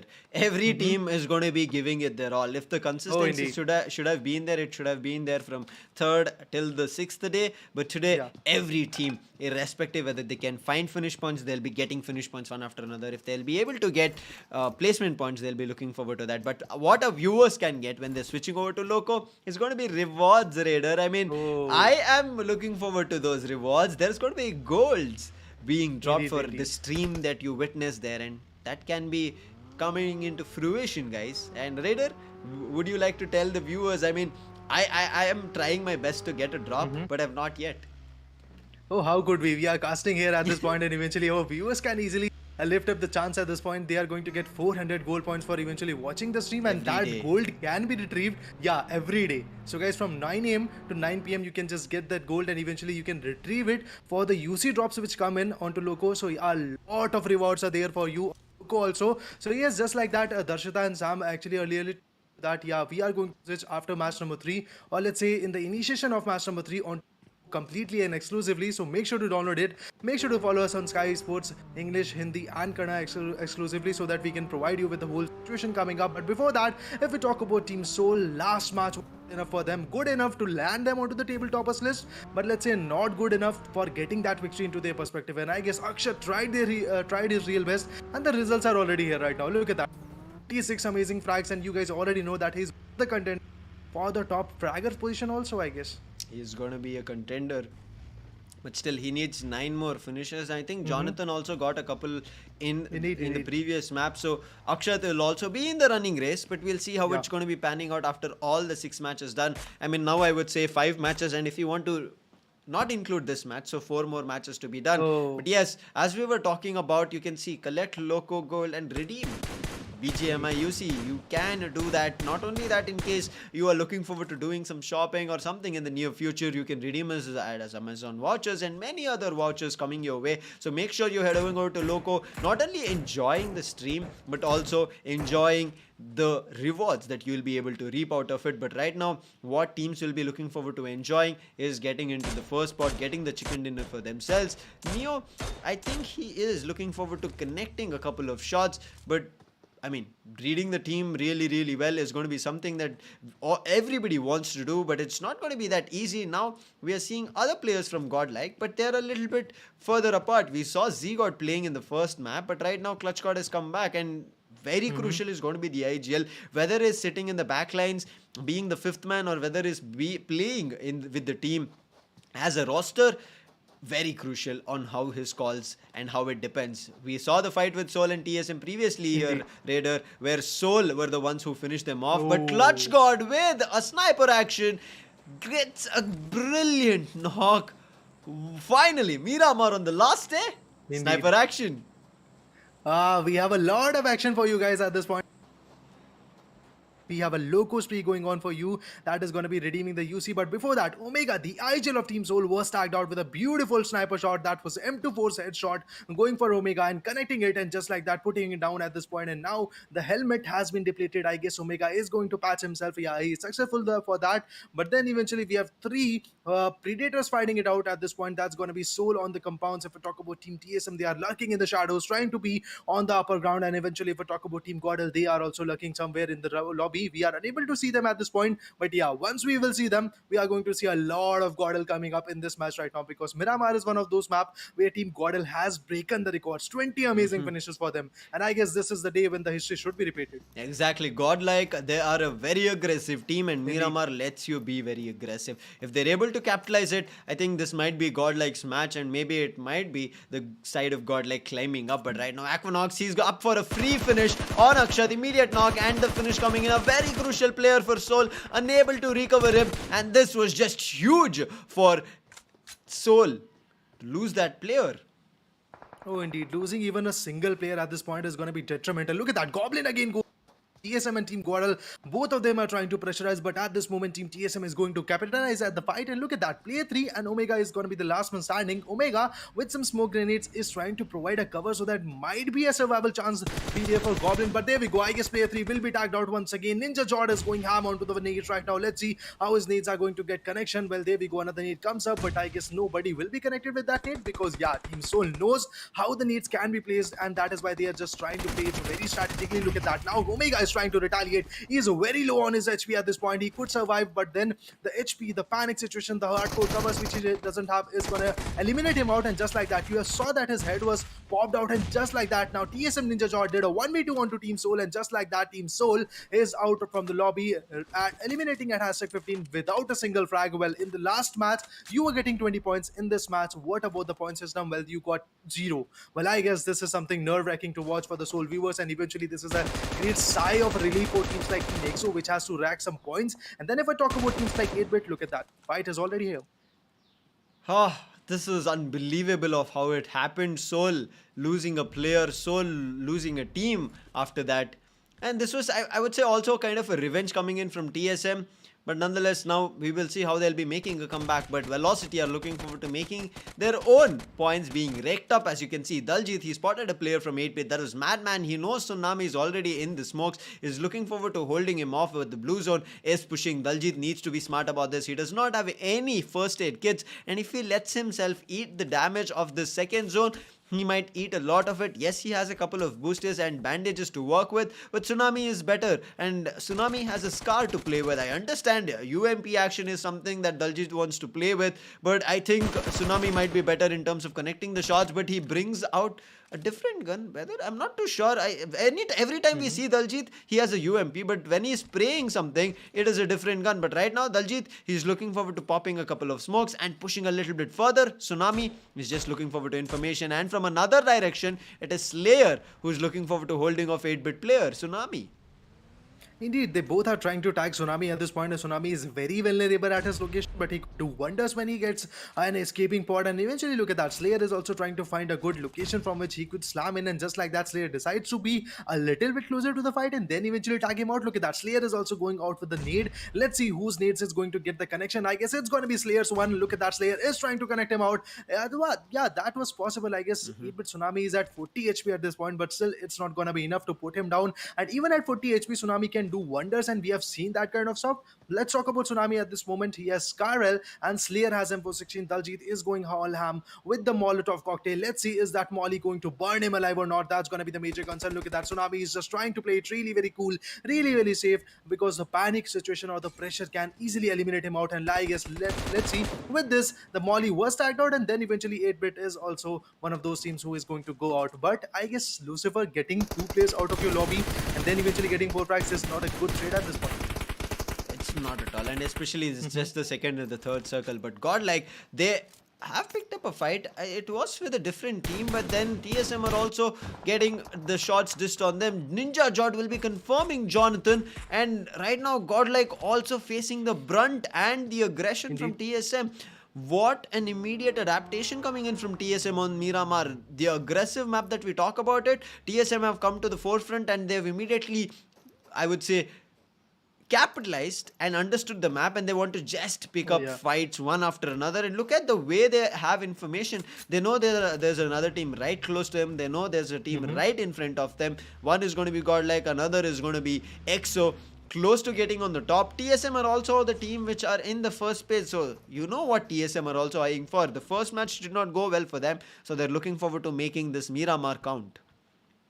Indeed. They will try their level best. Team EXO in the last match conquer the whole fight. At this point, PS and Paco and I guess Snax is going to be there on that vicinity. But then eventually, if I talk about Team GodL, they were the one which is the most aggressive team. But at this point, I guess Team TSM is just going to make a lot of pressure on the teams. And if I talk about EXO Sensei, the IGL, the mastermind behind the play of Team EXO, is actually going to backstab Team GodL anytime soon. But eventually, let's see how the fight will pan out, because this is going to be the third zone. And I guess Lucifer playing it out in the open areas can easily invite a third party and fourth party for you, I guess. It can. I think it's going to be difficult right now to speculate a lot of these things. It's Miramar. I mean, we talk about third party from one team. There's a fourth party that comes in. So too many things can happen. EXO, after Seoul being eliminated, now they have a clear-cut picture that all they need is 2 points to take them down. 1 point, they will equal up the score, but if they take 2, they will come on top. But now losing Jonathan for GodL is going to be huge. I mean, the same thing happened. Seoul lost Akshat, and they were unable to hold their feet afterwards. Now, GodL have lost Jonathan, but because they have compounds, they're able to stay inside, but they know they have been surrounded. So for them to get out, they have to pick the fights. But 7C as well. Prince, the last surviving player. Last time, they were looking forward to getting close to the chicken dinner. This time, Enigma spotted them out one after another, eliminated those players. And Enigma are still close. They want to eliminate this last player surviving. Indeed. They are trying to find the gap from which they can easily eliminate him. At this point, 7C Prince is just trying to chill out, trying to just analyze the location. Oh, he was waiting for the zone, if I'm not wrong. And and it's going to be the northeastern corner where the zone is going to land. We have 2 or 3 teams which are already in the zone, and that's going to be team Forever, Team Entity, and the other team is going to be Team Mayavi. But one team which is moving like a rapid fire is going to be Team EXO. Look at that. They are also trying to conquer the zone at this point. Then eventually shots are there. Multiple damages will be provided. I guess 13 teams in 42 players which are remaining in the lobby are going to create a one hell of a show for us to eventually enjoy. And before that, guys, let me remind you once again, the carnage which is going to be there right now is going to end it today. So make sure you like, share and subscribe, and eventually you already know that where the prize pool distribution, or let's say the celebration of the whole tournament, is going to be there, is going to be announced at match number 4. Make sure to continue to watch us onto Loco also. But before that, guys, win BGMI UC, amazing gift cards and much more onto the Loco. Exactly, the gold you connect with, you will be able to redeem it with Amazon gift card, vouchers and a lot more. So that's the reason we're letting you know from 9 a.m. to 9 p.m.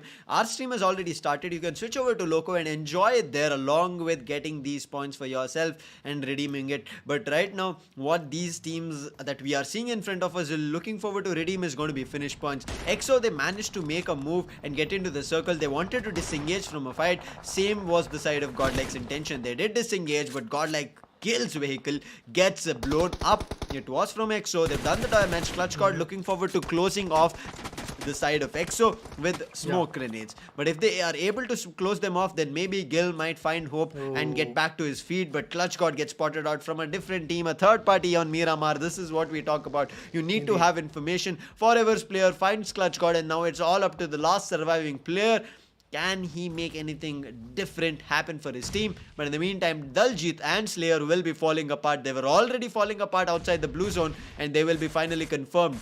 Oh, I guess all the big dogs in the lobby are already getting contested. Be it Team EXO, be it Team GodL, be it Soul already been eliminated. I guess Team Velocity also saying goodbye to the lobby. Team Forever, meanwhile, is already engaging in the fights. The leaderboard table toppers are getting contested a lot. At this moment, Team EXO has got 2 amazing finishes, and I guess the last man standing of the lobby from Team GodL is going to be Neo, trying to cook some good nades so that the strategic popping of the nade can easily, let's say, stay away and let's say back out the pressure which is Team EXO is trying to do. Look at that. Fierce is again coming up with the nade. Neo comes up with a brutal blow. That was a good one. He tried to do the pixel shots coming up, but then Team TSM Shadow OG just find the gap, and then eventually Team TSM is already decimating right now. I guess Jonathan was picked off earlier from Team TSM, and now the last surviving man, the last breathing soul of GodLike has already been decimated. They started from TSM's end, and TSM were the ones who put an end to the story. Oh, happy ending for them, but I think GodLike, they'll not be happy about how this Miramar functioned.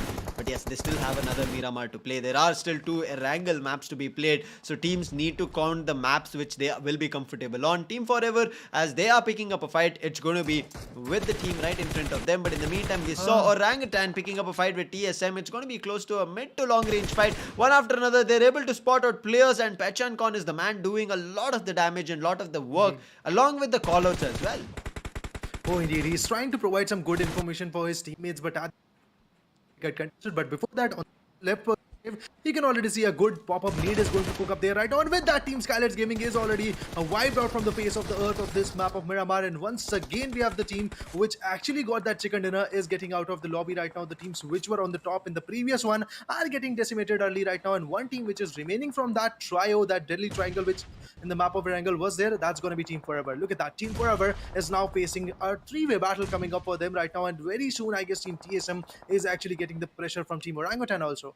TSM, I mean, they might be in a very difficult position. Yes, they did pick a couple of fights, but it's not working out in their favor. Talking about Enigma, they have 7 finishes on their hand. They're still looking forward to a lot more. Celsius Mac has been knocked. OG have spotted 2 more players from TSM. They're looking forward to doing the damage, but because of the ridge, they will be able to hide and make a move and actually regroup. But in between, Ninja Jot providing cover and immediately taking down Believe. But the ridge again coming in work for a lot of these teams. Orangutan will be able to revive his player, but Saggy, the knock he had done on Max, he'll be confirming along with him. Celsius Karthik will also fall apart on Evo Idli Sand, and Evo Idli along with his team will be finishing off Celsius. So Enigma are also on the rising. 8 finishes for the team.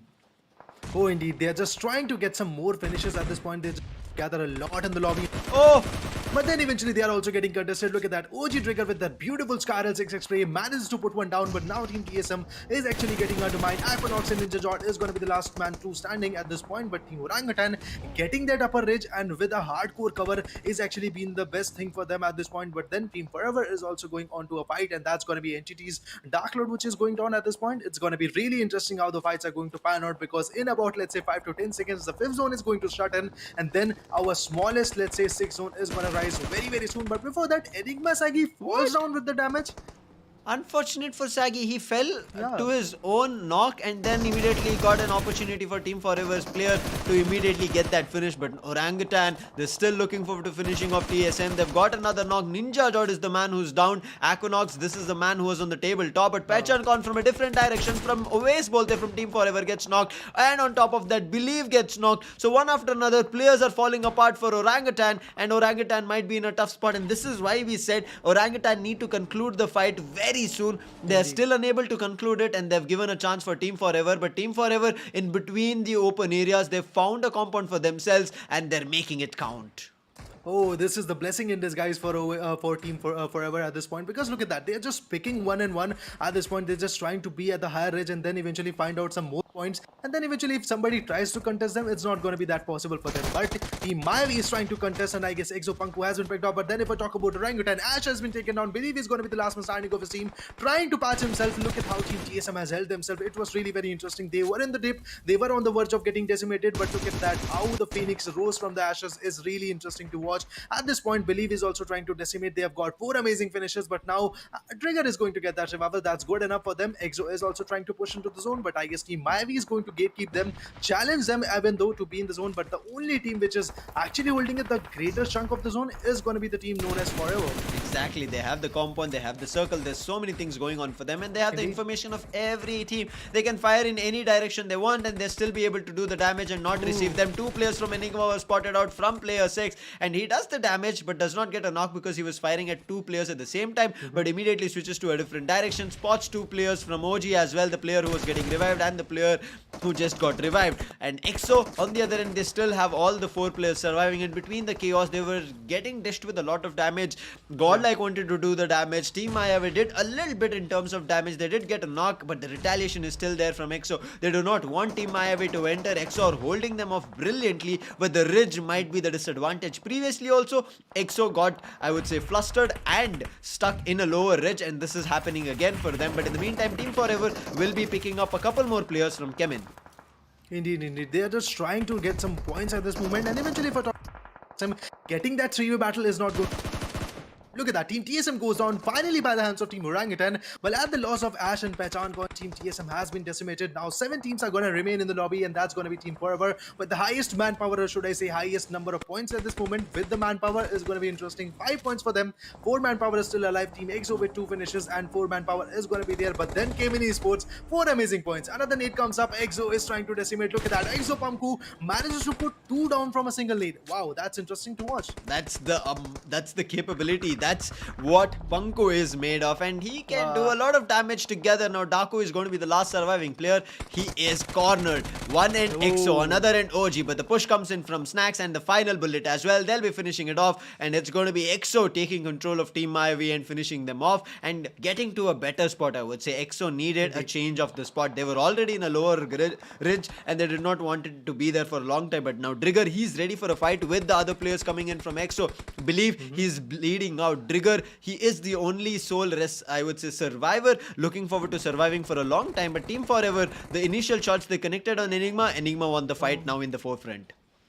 I mean, I just saw 7C Prince getting finished off. I remember that it a lot earlier, but now the survival for Team 7C was interesting one. They got hashtag 5th point if I'm not wrong, but then eventually they were wiped out with only 1 finish. That was a really very shattering thing for them. Chemin Esports also goes down at hashtag 5. That's a bad thing. And now if we talk about Team EXO, well, they are a little bit specified into the terms of getting in the zone. And eventually if we talk about Team Forever, they are still holding a major chunk. The upper ridge of the zone is going to be interesting, that how this team is going to get that victory. For some time I thought that Team Chemin Esports could easily capitalize onto them, because Team Forever was falling apart a little bit, But then eventually Team Forever took it and gathered all the courage, all the experience they had in this kind of maps. They actually came back in the fight right now, and you can already see that we have a bigger contestant coming up at this point, and that's going to be Team EXO versus Team Forever. But yeah, one thing that is advantageous for Team Forever, it's going to be the upper edge. Exactly. Team Forever have the compound, they have walls to play with, and the higher ground that you were just talking about. The ridge is going to be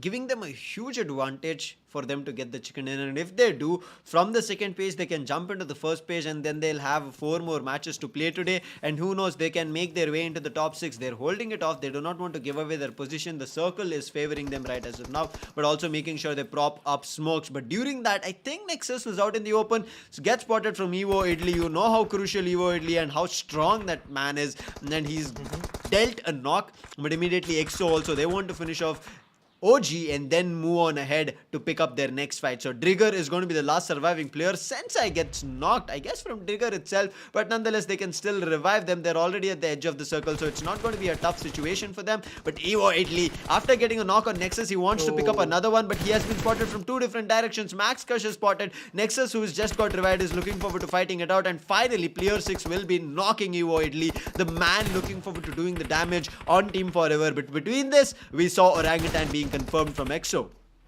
Oh, indeed, indeed. EXO is just trying to pick up the spare finishes which are there, right? Scavenging for the hunt, but now crucial 4v4 battle is going to be there. Let's capitalize it. At this point, we have Team Forever and Team EXO going head to head. The 50-50% win prediction is going to be there for them, both of them. OS Bolte is on the upper ridge. He manages to put one down. The IGL, the mastermind, has been picked off. Now Nexus is also holding a greater upper ridge, and I guess Snacks, Punko and PS has to do some wonders at this point, because getting a revival for Sensei is something, I guess, which is impossible at this point. It is really very far away, and I guess they are way too open to get that revival. But look at that. Nexus was trying to find that gap, but then PS was already waiting for this thing to come up. He managed to put him down. Now I guess it's a battle between a 3v3 situation coming up. It's interesting. The trades are already there. The fights are already getting retreated, but Nexus is on the verge of getting that revival. Always Volte could be there as a blessing hand for them and eventually come back with the fight. But Team Forever is on the upper end for in terms of, let's say, finishes they have got. They have got 9 amazing finishes. That's interesting to watch. Exo Sensei is also back in the fight. Nexus meanwhile is also back in the fight. Again, a 8v8 is there.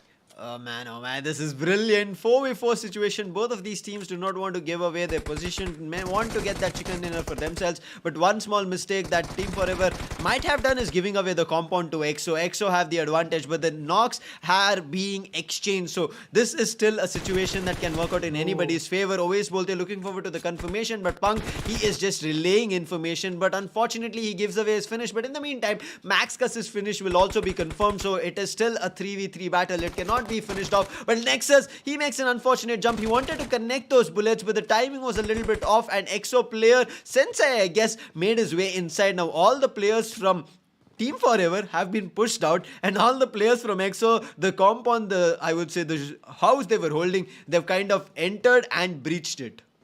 Oh, indeed. They have breached the perimeter that Team Forever was trying to hold them and fend. Oh no! PS could. PS has been taken down. It's really very sad to watch eventually how the battle was a 3v3-1, but now it's a 2v3-1. You can already see that now EXO PS has been wiped out, and it's going to be Snacks, and I guess that's going to be Punko who is going to live all the fight. Okay, that's Sensei and Snacks, which is going to retaliate at this point, and there we go. The spray was there, but the IGL was picked off. Now Snacks has to do wonders. He's trying his real best. He managed to put one down, but then eventually he was unable to retaliate, and just like that, Team Forever in the last match was at #2, but in this match, they managed to get that victory into their perspective. This is the beautiful consistency of Team Forever. Now I guess surely but shortly you are going to see that green arrow a lot in terms of leaderboard. Exactly, you will be seeing Team Forever finally climbing up. Much needed for them. And also you can see the shirt saying #self-love. I mean, today they're going to be loved a lot from even the chat, because the way they played, the way they held the ground, the way they were also able to push every other team out. The only compound that they had until the last fight, they did not let any team get access. Enigma wanted to try their hands. Enigma could not. We saw the side of Chemin as well, but Chemin were also denied. And finally, we saw EXO trying to enter. But before anything of these sorts happened, Team Forever out of the blues, I mean, it's like they were hidden in shadows.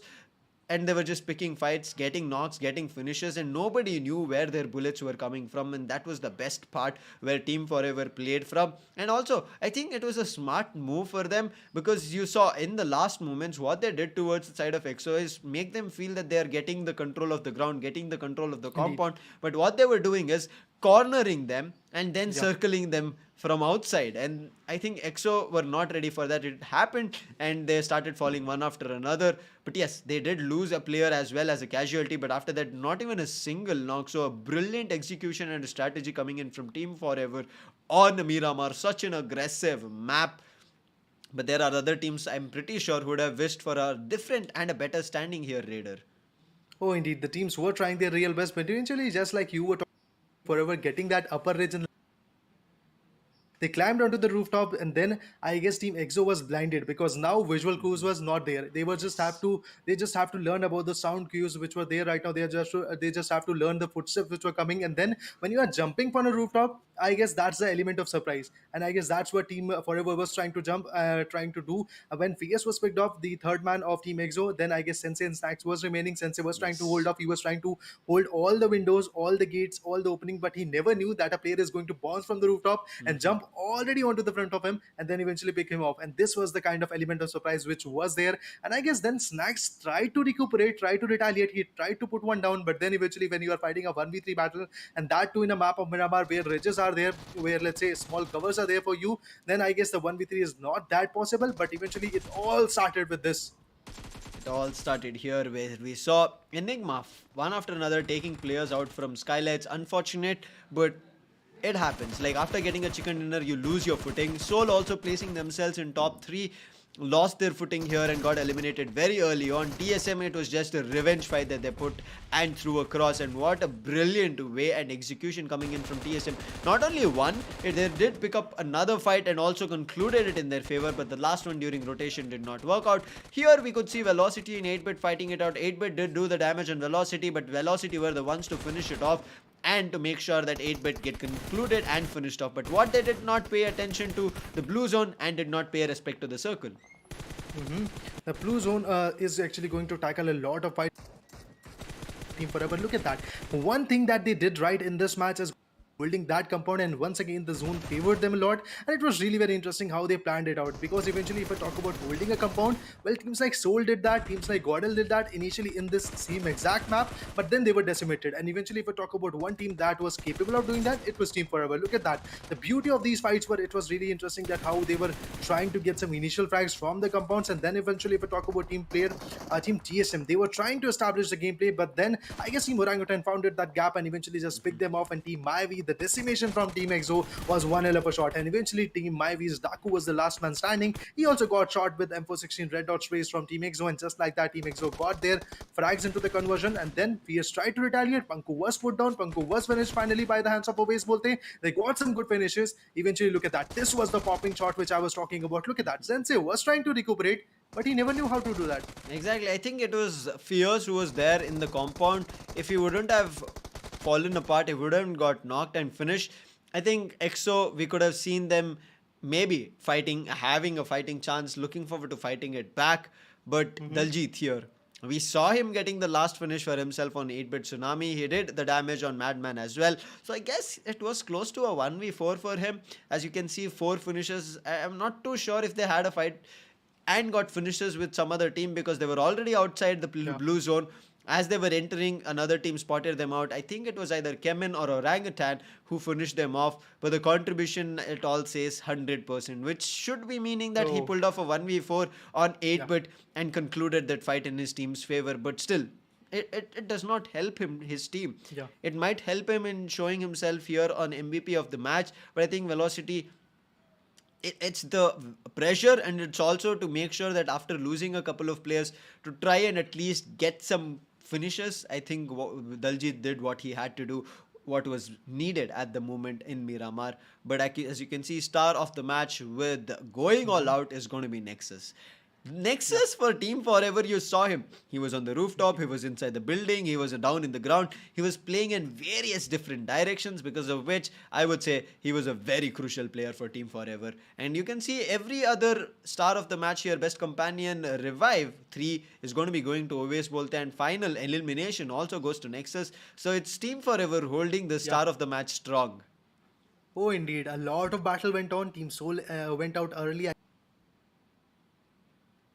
You have one team which is reigning on the top, and that's going to be forever. It was really interesting how these giants tried to fight it out. Oves Bolte getting those revivals, getting those assists was one hell of a crucial thing for him. But eventually, let's talk about the whole grand finale, day number 7, match number 38 standings. Well, we have Team Forever always reigning on the top at this point, and that's going to be 13 points for them in terms of finishes, 15 for the chicken dinner. So yeah, 28 for them as usual. And if I talk about Team EXO, last time I guess it was Team Soul which got 20 points in this match. You are going to see Team EXO retaliating once again. Why do I talk about these two teams eventually? Because they are the leaderboard table toppers at this moment, and eventually they are trying their real best. In the last match, you saw EXO got only 3 points. In this match, 20 points for them. If we talk about Team Soul, well, they were trying their real best. I guess 0 points for them if I'm not wrong, Lucifer. But yeah, in the event, if we talk about Enigma, 19 points. Orangutan, 15 points. Chemin, 10 points. TSM, 8 points. 7 Esports, 5 points for them. Velocity Gaming, 4 points. Team HTT with 3 points. That's good enough. Team Mayavi, 8-bit. And if I'm not wrong, Celsius Esports and Skylightz Gaming, GodL Esports were getting a lot of trouble in the fights. But then Soul and Nugget are the two teams which went out really very early. Unfortunate, but something that teams need to pay attention, right? Indeed. We keep talking about that every map, it might happen. You might be eliminated very early, and there might be fights that you are never ready for. But without any points, getting eliminated from a map should not be the intention. You need to figure out a way to at least get a couple of points. I mean, if Soul would have got at least 2 points, I mean, even though EXO now will have 18-point lead, Soul, if they had pulled up 2 points or maybe even say 5 points, the lead would have come to maybe 10 points. So I think it's going to be affecting them a lot. But finally, EXO will be pulling up a 400-pointer. They will be the first team to reach 250. I'm sorry. Indeed. 250 in position points, yes, but 404 in total points that they've grabbed. So two things that EXO are going for them. Yes, the table toppers is going to be one name. The other is going to be the team with the most number of position points, and this should tell you that if you either concentrated on finish points very early on or position points, you could have been the table toppers. EXO knew the game and played it very well. I mean, they are not that far in terms of the aggression also, because they have got the. But then if we talk about the position points, that is something they're lacking. I guess one of the teams which is actually trying to balance it out, it's going to be Team Soul. Look at that. They have got 174 points in terms of finishes, and I guess 211 for the position points. It's good enough. But then eventually the last match was not into their favor. They went out too early by the hands of Team TSM. Talking about Skylightz Gaming, they also went out really very early, and I guess the big dogs which were chasing the Blues were eliminated initially, and that's what I was talking about. Then Celsius Esports, I don't know when they went out, but yeah, Celsius Esports also got eliminated a lot earlier. But then GodL Esports also was into a lot of trouble. I guess Team TSM was the one who actually opened the gap in Team GodL. It was Jonathan who went out in the initial fight, and then I guess Neo was the last man standing, who also was finished off by the hands of Team TSM. Exactly. GodL did try their best to get maybe a couple of points here and there. They did get one for their efforts, but it was not a finish point. It was a placement point. Something for before going out, so that they stay at the 5th position. The difference between them and 8-bit is still there. 8-bit also got finished off very early on, but TSM, the aggression that they had, if they would have held it for a little bit further along and got a couple of position points, we could have seen them moving a little bit upwards, but they did not. Enigma also, we saw them at the 8th position. No movement for them. I mean, yes, they are seesawing between 8 and 9. Orangutan finally again making their way up. Entity, this is a team that I hope that could actually make their way up. Their early aggression that we are seeing, Raider, is brilliant. But Indeed. I understand that when we start off the day, there are teams which are bringing up new strategies every time that puts every team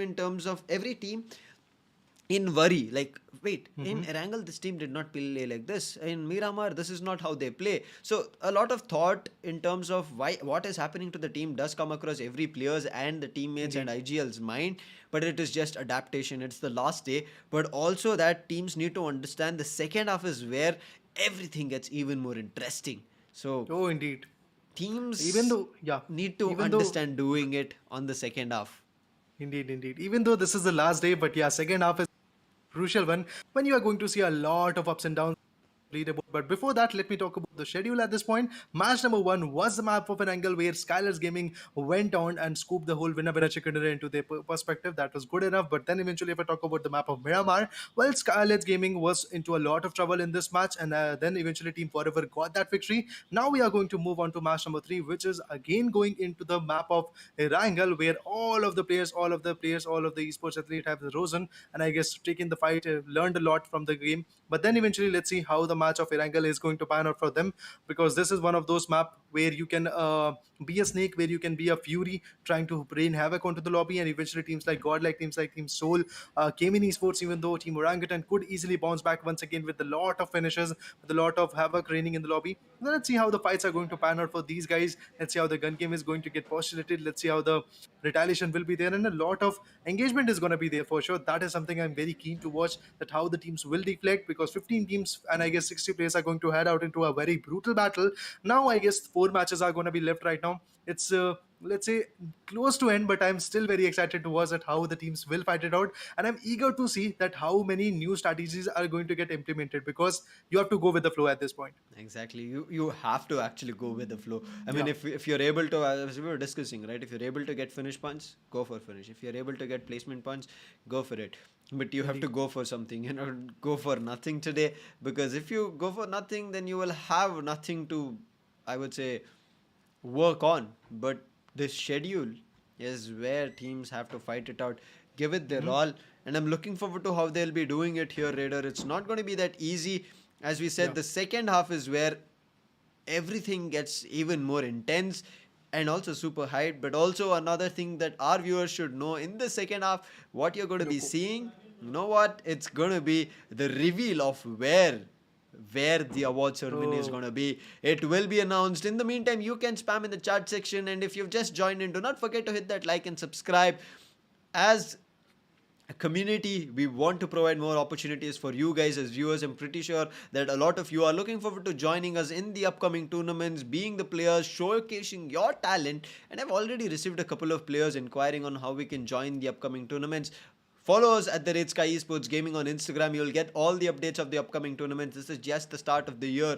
Already, this is a such big tournament where all these teams are looking forward to getting the champions title in this second season of the Grand Slam and making maybe a, a, a statement, right? It's not that easy, but let's see who that team will be. But there are other titles also up for grabs and crores worth of prize pool, which will be decoded in the upcoming few days. So follow us on at the rate Sky Esports Gaming. And in case you've just joined in and you do not know what happened in the first and second match, you can find all those details at the rate Sky Esports GrandSlam on Instagram. Every update after every match and the winning moment will all be uploaded. So make sure you are following us there as well.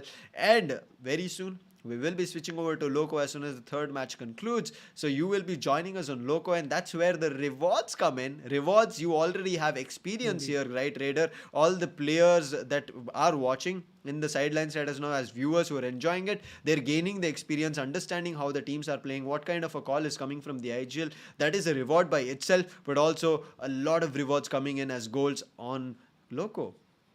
Oh, indeed. You can just easily redeem those rewards as Amazon gift cards, or eventually get BGMI UCs, which you all want, actually, if I'm not wrong. So, yeah, you can easily go ahead, and from 9 a.m. to 9 p.m., you are going to get a lot of Yes. from Loco. So, make sure to dive onto it, because after the third match ends, I guess you are going to, we are exclusively going to shift onto Loco. So, make sure to be ready about that shift, and eventually follow us onto Sky Sports Hindi, English, and Kannada, whichever language you want. Make sure to feel homely and eventually engage with us also, Yes. because a lot of carnage, a lot of fight, a lot of energy and a lot of experience is going to be there for you. And of course, you are the future of our esports community, and we are going to give you a lot of chance to eventually enjoy, learn, and engage in the fights. So yeah, it's going to be interesting one to watch at how the retaliation will be there. But the map of Erangel is going to bring a new level of fights, a new level of carnage will be there. Eventually, in the first match, we saw a lot of ups and downs going on. I guess Skylightz Gaming was with the manpower, but Team Soul was one of those teams which actually went on ham in the lobby, and eventually getting no more number of finishes. They were like, let's say, let's conquer the fight. Akshas was the last Yes. man standing, but he was just going ham onto the fight. He tried to decimate team Skylightz Gaming. He was even close to put one down, but then obviously when you are a 1v2 fight coming up and there is a 1v2 fight coming up, I guess you are one man short, and that is what happened to Team Soul. But yeah, with that, I would like to conclude that team number, like let's say 15 teams which are going to head out into the battle are going to be very interesting to watch, because now it's going to be the match of Erangel. Again, the same match where all of these players, all of you have actually engaged the match of BGMI. Let's see how the fights will pan out. Let's see which is going to be the aggressive one, which is going to play with the mind and eventually gain some position points. Same match, different results is what we are all Indeed. expecting. I mean, that's the best part of it.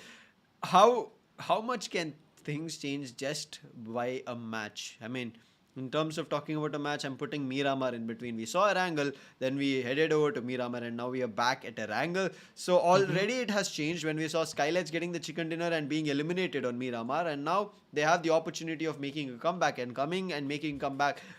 Team Mayavi will also be looking forward to it. But all these young lads that we are seeing in front of our screens are gaining experience.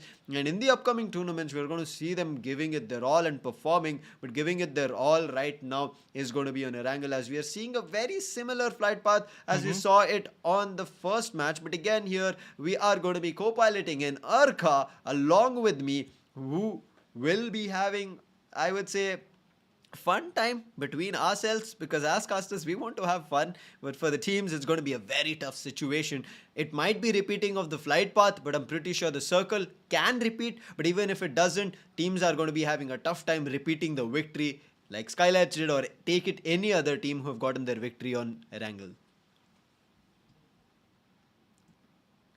And with that, we will have Orca here. I do guess he's believe here. that, the first time. The moment of silence. Yeah, the moment of silence ultimately, because, you said one thing that we are going to enjoy, whereas the teams are going to be paying the price for it. But ultimately, yeah, they're not only going to be paying the price, but also gaining a prize for themselves, because ultimately the big prize pool is still available. And it looks like 3 to 4 teams are still fighting it out. Somewhere I feel that Skylightz Gaming on the other side could be one of those teams who can just suddenly come out of nowhere and grab the limelight. So I'm looking forward for teams like that. GodL on the other side, the pressure is building up so much on this one team. This is the first time I'm able to see them, fight with the pressure rather than fighting against the pressure. Oh, every team. I mean, as I said, fight with or against. I'm confused. I'm perplexed here, Arka, and I have no way to understand what these teams are feeling, because even in the last few fights we saw, they're able to hold their ground. It looks like the fight can even turn around, but I think this time teams might be a little bit more prepared, maybe a little bit, I would say, changing their mindset, because it's going to be very crucial, right? If they don't change their mindset every match, they might carry the same thing and might end up losing a lot more battles. Absolutely. Now, VLT on the other side is trying to go towards the side of military base. I don't know the late rotations. Will it be challenged with a, probably a bridge block or something like that? But all these things said and done, I'm looking forward for the teams which have been playing really well. Now, we all know the team EXO has put up position points of 259, right? So, if any team is going to be tying up with the side of team EXO, there is no way they're going to win, because ultimately they have the highest number of position points for themselves. So, what's going to be considered as the position points for sure? Now, looking at this team, the Judgment Day, as it's told in the Grand Slam itself, we have 4 different players, and look at how an assaulter can make a difference. 65 kills is what he's got. We have Neo, and Gil backing him up. But when it comes to the support, the IGL, the person who's doing most of the job, Clutch God, has got 32 for himself. But I would like to say this, that he's the person trying to be the punching bag, the initiator, and also getting, revived every single time. But all these things said and done, I'll be looking forward to see the side of Team TSM as well. The previous champions this time is kind of, I crawling to even come into the top 5. What do you have to say about that? It's the amount, it's the competition right now, Arka, that none of them are able to control it. I mean, when you get victories, when you get finishes, you build confidence, and that confidence lets you for the upcoming matches, pushes you for the upcoming matches to gain a lot more victories, a lot more finishes, and a lot more placement points. I guess somewhere in the early days that TSM could not grab their footing is the reason they're unable to hold here strong. I mean, look at them. Miramar started, they were all out aggressive. But when the circle started closing in, you should have paid attention that as circle closes in, you will be met with a lot more teams than you expect, and you will eventually be spotted from various different directions. I would say that's what happened for TSM. So I think still a situation that they can control, but they have to think a lot about it. So after their early dismissal on Miramar, I hope they are re-strategizing for this map. If they don't, if they get early elimination here as well, EXO might just run away with the points.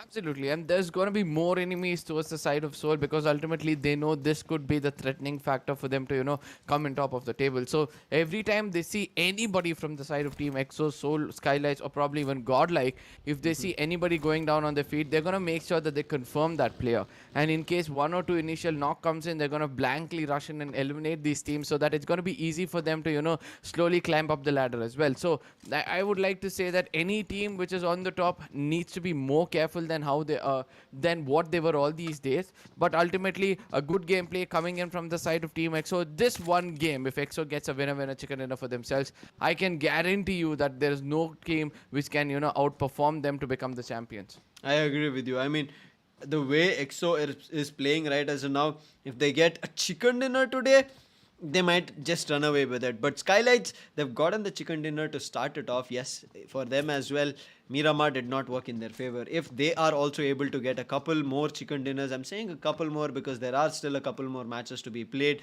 This one and 3 more after that. The second half, as we always say, it's going to be even more intense because that's when every team starts understanding that we are about to start finishing off with this tournament. And when you finish it off with the 42 matches over a period of 7 days, that's when it hits you that there's no more that we can do.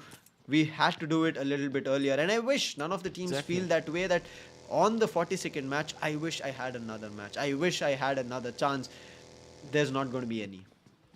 Absolutely. So we did speak about, right? Those teams who actually did the heavy lifting in the first 3 days are actually enjoying the top of the table for a long period of time. Yes. And I do believe that, that is the kind of strategy every team should actually be holding up. I know that, it's going to be hard for few teams to suddenly build up that synergy when there's a change of drop locations or probably when there are people, trying to cross paths during rotations. But ultimately, if you don't understand that, a challenge is going to be coming to your face hard and cold, I don't think so you're even prepared for the war. But yes, at the same time, a well-prepared war is half won. And I can see that few teams in this game especially are preparing themselves so well before they get into a war, especially the side of Enigma. The kind of loot they're looking out for. This is the first time I'm able to see that Enigma has actually packed up really well. 5 med kits, 5 health kits, level 2, level 3 vests, and a minimum of a level 2 level vest and a helmet. I'm so sorry. Then they've got some bags as well. Seoul on the other side is one of those teams, right? So they're still looking out. They loot at places which is pretty much a little bit of a vulnerable spot, to be specific, because they also have one more confidence that nobody takes a rotation from the side of Georgopol to Ferry, or nobody takes a rotation from Ferry to Georgopol in the beginning itself. They always come circulating, and they might meet up after the 4th circle. So that kind of a confidence that nobody's going to be rotating towards them, that what makes them loot so well amongst this region. I mean, the loot is going to be good for Seoul, but as you were saying, their rotation is always out in the open. So whenever we see them pick a fight, it'll be out in the open. Same goes for Godlike. They early on drop out compounds at Yasnaya with such a huge pace, but after which I understand rotating out in the open is something that no teams can avoid. They have to, but after which they have to get into a compound. Now we can see 2 players from Godlike are inside a compound. Another one is in a different compound. Team Mayavi's Mania has been spotted. Another time they're looking forward to the sniper action coming in. Clutch God did connect a brilliant one on Seoul in Miramar, but it did not come up as a confirmation. But this time also, I think it's going to be a little bit difficult because we know Erangel. It might again give you a knock, but finish is going to be close to being a little bit impossible.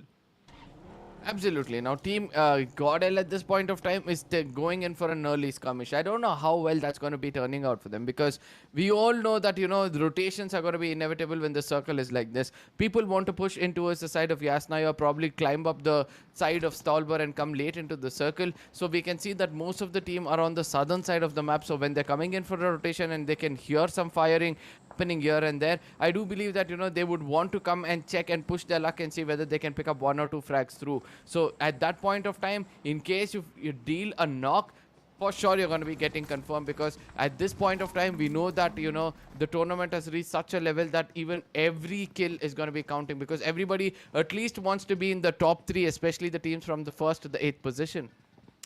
First to the 8th position is going to be highly contested, but the circle right now did earlier form little bit kind of how we saw in the first match, but then now you can see it's not going towards the eastern end, it is coming back into the south and close to center. But Celsius, while rotating, will be able, while rotating were 7C will spot out Prince to the damage, but right now in between that rotation there is Team Forever as well. So 7C, they need to quickly find a compound here, Arka. If they don't, they might as well have a sandwich situation, fight with 2 different teams and get finished off, and 7C do not want that happening as well. Coming and comparing is going to be the play that they're doing today, the way they're able to get finishes for themselves and how they are able to deny points for a lot of these teams. This does give us hopes that 7C can do a lot more, maybe even come close to the top 10, but we did see players falling from Orangutan. Unfortunate, the drop that they've taken, they met with 8-bit.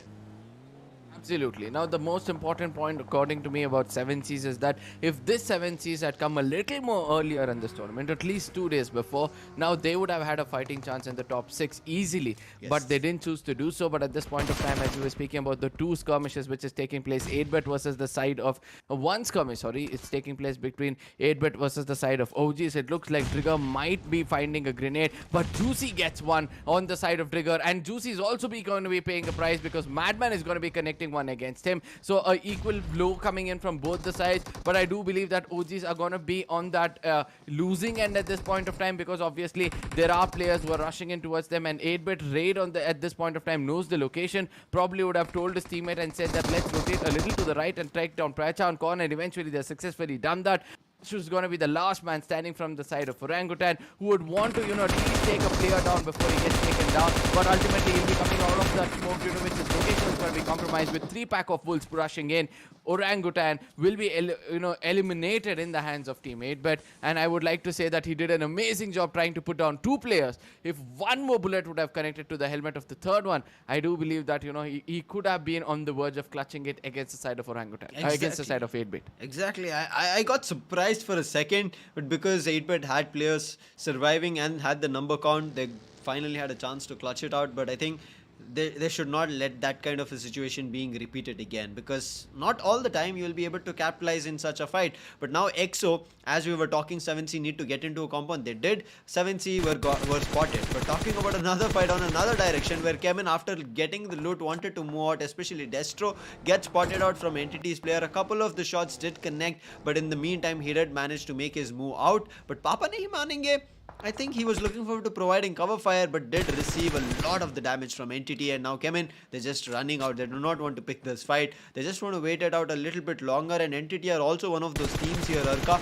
that can make their way into the top 8. And that's the reason I think Chemin might not want to pick the fight and do not want to give away any points. Absolutely. Now the rotation over here, I saw the previously was held by the side of GodL, right? This is where they were trying to hold a position and try to tag out people, but they're missing from this location. So I really want to see where they would have rotated. But Soul on the other side have got the right kind of rotation for this circle, because they're ended up to the center of the map towards the side of school, where they're going to be, they have visibility to all 4 directions. The blind spot is going to be very, very less, but ultimately Omega is trying to play a different game, as the zone is going to be betraying Soul as well as me, that this is not where I'm going to hold off, and that's why they're going to be trying to run away from that position. Celsius on the other side is not revealing their location, because they do not want any more teams to come and crash in towards them. But ultimately this is one compound where most of the teams would want to come in and grab it out. Ultimately we can see that the side of GodL is actually coming in close to this location itself. It's Gil who got tagged out, then it was Neo who's getting tagged out as well. So GodL is going to be tagging out the side of 7Cs, as well as Neo is trying to do a 1v2 at this point of time. I think he's successfully put on 1 or 2 players. Johnny on the other side is going to be getting confirmed. Not the right kind of start over here, ladies and gentlemen, but ultimately Clutch God is also getting taken down. Neo is the only person who was able to clutch out a 1v2 over here, but he'll be losing 2 of his teammates. GodL at this point of time are on a very, very bad note, because this match was supposed to be the match, game-changing match for them. And ultimately, I don't think so it's going to be possible for them, as the final nail in the coffin is going to be hit by the side of 7C Sprints with GodL out of the equation. Now, Team 8-Bit, Team Celsius and Skylightz Gaming will be looking forward for some more, points to be put up on by their side so that they can make it on the top of the table. Yep, I think now Godlike are going to be a little bit unhappy. At the same time, it's kind of a repetition what happened on Miramar, so it's going to be difficult for them. But talking about EXO, the table toppers already having a point difference. They're looking forward to pushing it even further. Velocity's players have been spotted. Velocity, without any kind of casualties or without any kind of fights, they've made their way inside the circle but have been finally spotted out. But EXO, they're playing a little bit too confident out in the open. Yes, they are at Potato Hills. The circle is there. The shift that is going to be there might take a toll on them. But Enigma are also losing a player, so it's not looking great for them. Evo, Italy and Sagi do want to rotate to a different direction, but as I was saying, Sensei, as they've spotted the players from Velocity, they're looking forward to doing the damage. Slayer has taken close to 50% damage, but yes, because of the distance, he'll be healing himself. I don't know how this fans of GodL is going to be taking this. It's very disheartening for them. But ultimately, we have to see whether the others are going to be happy with their teammates, because ultimately other fans are going to be happy with their teams, because ultimately we still have Soul alive, who are still the strongest contenders as of now for the title itself. We have Team EXO still alive. They've still not picked up kills, or they've not come into any kind of skirmishes so far. Celsius and Team Mayavi. Now, Team Mayavi is one of those teams who are still not giving up, even though they're on the bottom of the table. Like, at least in the bottom 4 or 5, they still want to fight out and come at least into the top 8, so that they're going to be happy that they did not go down without fighting. But ultimately, on the eastern corner, we're able to see that Chemin, Enigma and Entity will be praying that the zone is going to be coming towards them, but ultimately it'll be going completely southern side, as at this point of time everybody wants to get right into the circle. Team EXO will be the first team to be entering in, but they have to watch out for Soul, because the same corner we can expect Soul also to be entering inside the circle. Sensei on the other side goes for a corner, goes for a hill, which is more important for the side of Team EXO to be having ridges as well. So I do believe that EXO have found the right spot as of now, but ultimately how many teams are going to be tagging them, trying to get the same compound, is going to be the next big question. It might be the big question, but TSM are also on the verge of finding a lot more teams during this rotation. But look at them. They're not accelerating and giving it all the power to just move out into a different location. They're slowly moving across, finding positions. But finding position is going to be EXO on Celsius and does the damage. Punko also receives it, but right now Celsius will be just making their way into the edge of the circle. They do not want to pick the fight with EXO, because they know they're at the center, and if they pick the fight, they also might have a chance to getting sandwiched. But TSM find a player from Entity. Shadow does the damage, gets a knock, and looking forward to a finish, but finish is going to be coming from Team Forever's end and Chemin's end. As they're exchanging blows, Entity Noob will be getting a knock on Celsius. Vixie, Chemin is going to finishing off one after another the side of Team Forever, and I think Team Forever might come to a finish on Erangel and might face a difficulty. Celsius on the other end, the compound that the team, I'm not too sure which was, and yes, it is going to be Entity. For a second it looked like a glitch because of the black name cards. It kind of didn't appear, but right now we can see it's Celsius and Entity looking forward to taking the compound. Both of them have a casualty, so it's a 3v3 situation. Grenade coming in from Entity, but does not find any connection. But Max, he is reading it brilliantly, throws out a grenade to the compound. He should get a knock, and Karthik also on another end getting and throwing down a grenade, but gets a knock on his own teammate. Karthik, Absolutely. This is the kind of errors you need to avoid at this point of the tournament. Now you can see the downfall coming in from the side of Team Chemin, because ultimately most of these players have already been taken down. So we can see the Dreams is also getting taken down. Karthik will be the last man who will be tagged and taken down, but ultimately from far away TSM wants to pick as many kills as possible. I know Aquanox is already tagged off one player of Entity. If they don't rush in, I don't think so it's going to be easy for them, but a very clever gameplay coming in from the side of TSM, I would like to say, because they have the zone in their favor. They're going to be gatekeeping anybody trying to enter this part of the circle, but at the same time, one good thing about TSM is that they have all 4 men standing, and this is a point of time. If TSM starts to pick up 30 pointers or 25 points in each of these games, they can easily make it into the top 3 and at least be they'll be really happy with that kind of a position they could be holding. But all these things said, and then Skylightz versus the side of Team Mayavi, where grenades are already being cooked. There are going to be some pushes coming in from the side of Skylightz Gaming, but ultimately a 1v2 clutch had already come in. I really thought that Mayavi will be able to pull this off, but ultimately that was a complete elimination,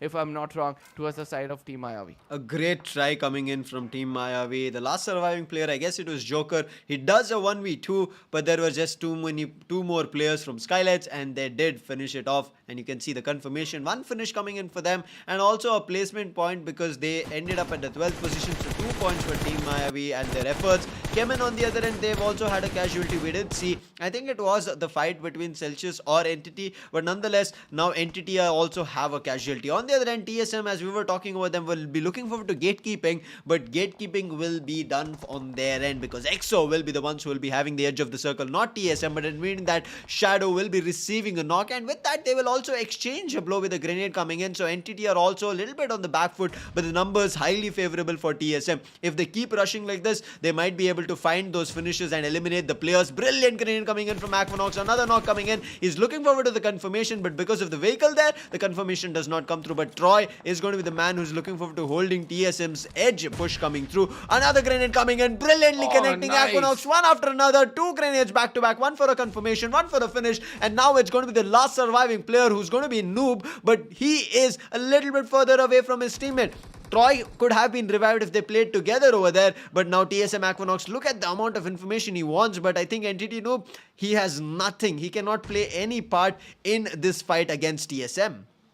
Absolutely. Now Team Forever on the other side, they're playing for placement points, pretty much visible on the screens at this point of time, because every single map they're strategizing in such a way that, you know, no team is going to be they're not going to be going empty-handed, or at least 5 to 10 points in the name. So Seoul on the other side, this is one of the teams to watch out for. We have the top 2 contenders for the title itself still alive in this game. They might come head to head in any second soon, because right now 8-bit Madman is in the crosshairs of Omega with that 4x spray. It looked like it was a red dot. I mean, the precision on that recoil was so good that he put on one player. Now Goblin on the other side is almost got down. Puka, I really felt that, you know, Goblin could be challenging the same kind of a gameplay, but ultimately that 4x spray has kind of given the initiation for the side of Seoul to actually make it inside the circle and try to gatekeep the side of Team 8-bit. But I know that it's going to be hard for them, as Team 8-bit is already going in for a rotation. Goblin comes in for a late rotation, due to which he might get caught off by the side of 8-bit itself.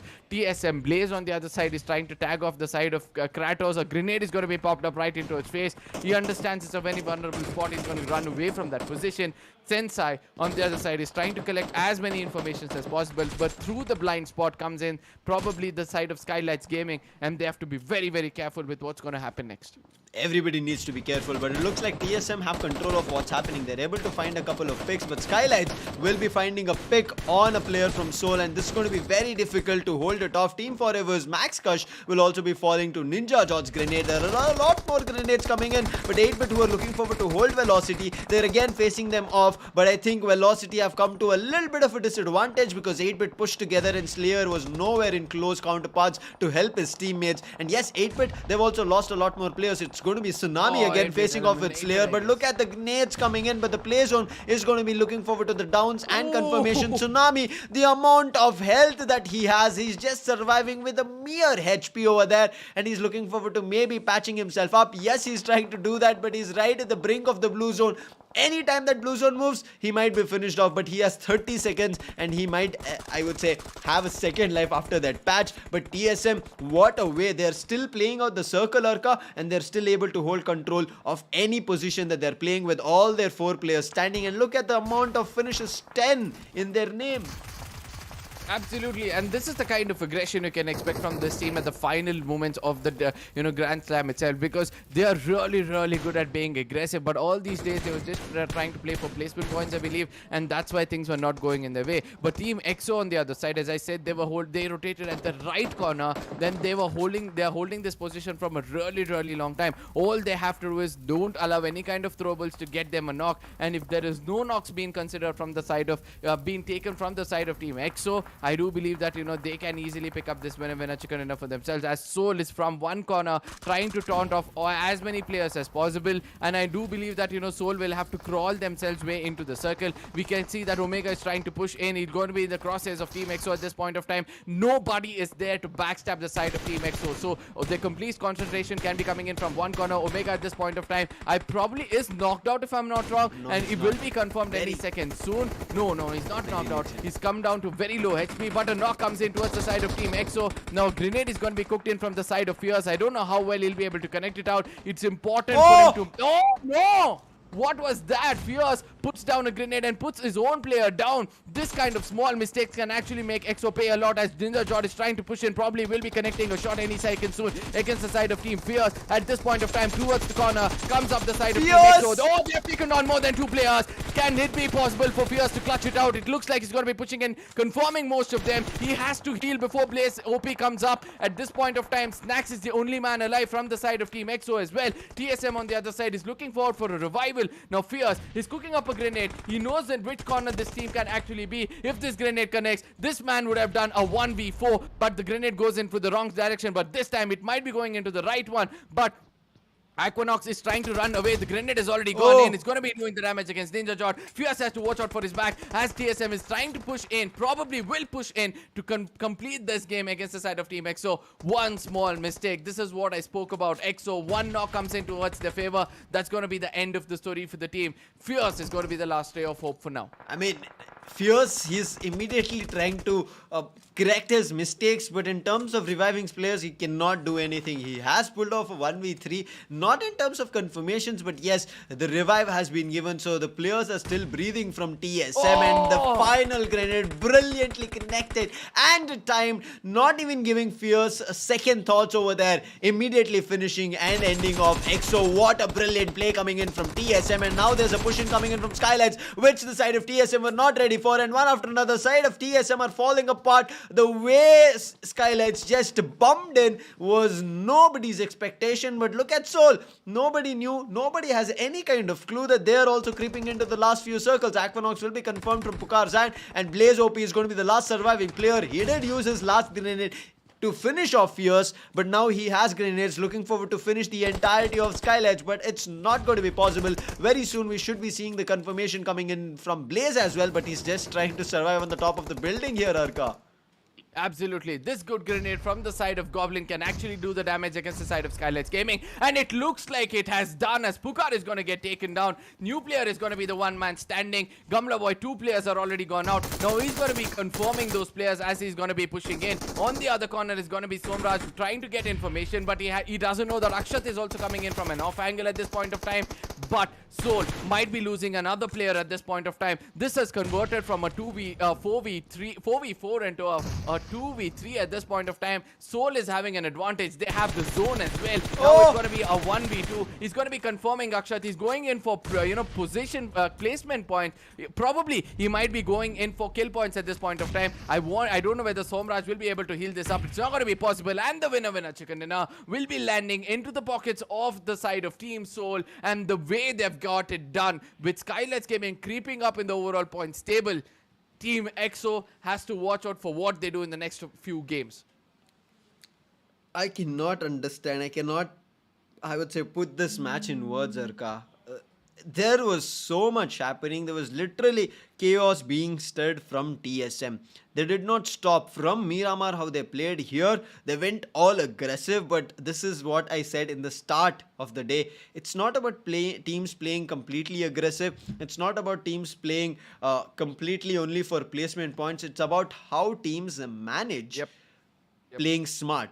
And that's what Soul did here. They played very brilliantly, played sneakily inside the circle, played it smart. A couple of fights which came their end, they finished it off as soon as possible, got those two finishes. And when Skylightz were the only team left, yes, I mean, TSM Blaze OP on top of the building, how could have he done anything? In the first floor, when the ground floor was completely filled with the players of Skylightz. So eventually he also had to fall, and so it was in a kind of a, I would say, easy fight as well, if I wanted to say, for Soul, because yes, Soul, what they wanted to do is make sure the numbers falter from Skylightz, and also they had the circle. You saw the last two surviving players, Omega and I think player 3, They knew they had the circle, they had the blue zone pushing out. All they wanted to do is wait out for Skylightz to come out, or even maybe give them a peek, and they just made sure they had the edge of the circle. So this was like of the last few circles gatekeep that we saw between the last two surviving teams.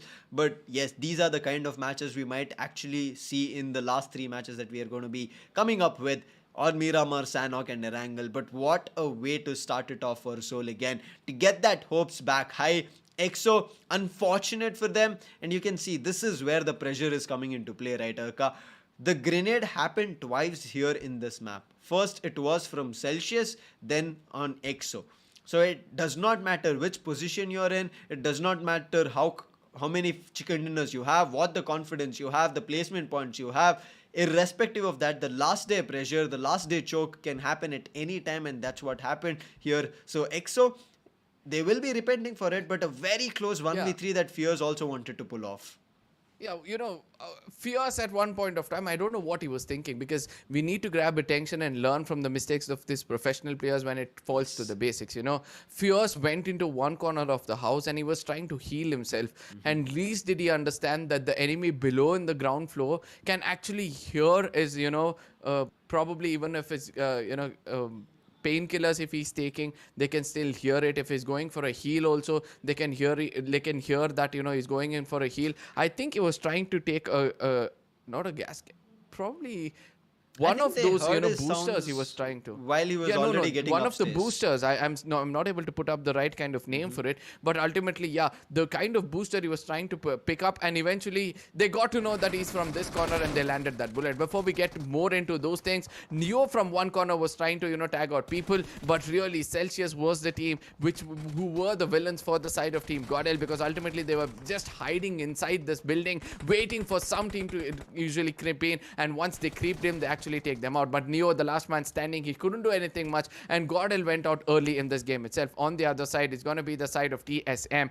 They started to decimate the side of Entity rushing in, and after that it was just, I would like to call this map of Erangel just a map of grenades, because most of the kills in this map actually went in for grenades. Exactly. I mean, if it was grenades on your own teammate, or if it was to the opponent, it was all grenade doing the action. But Skylightz came in so many situations that they could have actually been eliminated.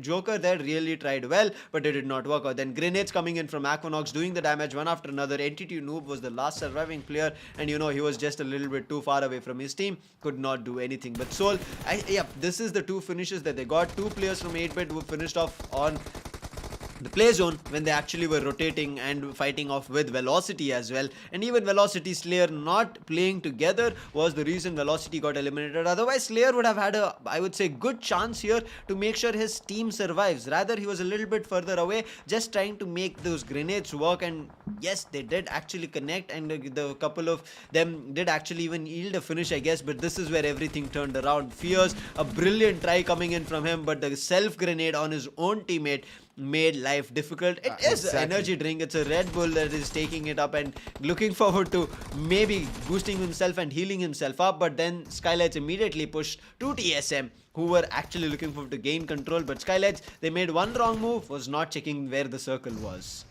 Absolutely. Now, two things are more important over here. Skylightz Gaming was obviously playing for kill points, and we can see that, with 7 finishes, and they confirmed this, they got the 8th one. Somraj would have gone in for another finish in case his health was there. So ultimately, we have to say this, that, the Skylightz side of Skylightz Gaming were actually playing for kill points, because they knew the maximum amount of placement points already got by them. But TSM on the other side, they're going to be really happy with this one man's performance, getting 6 finishes with 37% of the contribution coming in. You did read out telling that, TSM was almost on the verge of picking the 10th kill. So I do believe that, TSM have done more when it comes to the game itself. So 37% coming in from this man, and it's just 6 kills. I do believe they've got another 6 to 7 more, or probably 8 more in their name. And TSM Aquanox was one of those contenders for the MVP itself. He was out of the picture for the last 2 days, and it looks like today he wants to make a comeback and probably grab the title of the MVP of the match itself.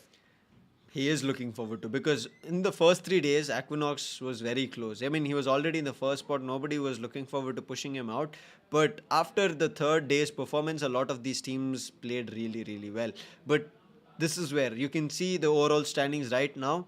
there are a couple of teams who are stabilizing their position, but one team with their aggression who have made their movement upwards is going to be TSM. But is it going to be enough? Because the last 3 matches of this Judgment Day, the D-Day, is about to start off, and the amount of points that TSM need right as now is going to be plus 90. So not going to be that easy for them, but 3 matches, 30 points on every match should be possible, but only if EXO do not get any points.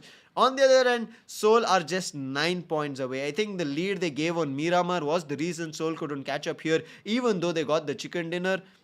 But there's still hope for them. If EXO get eliminated on Miramar early and Seoul survive for a lot longer, they might just as well walk away with the champions title and create the difference that EXO are able to do on every match.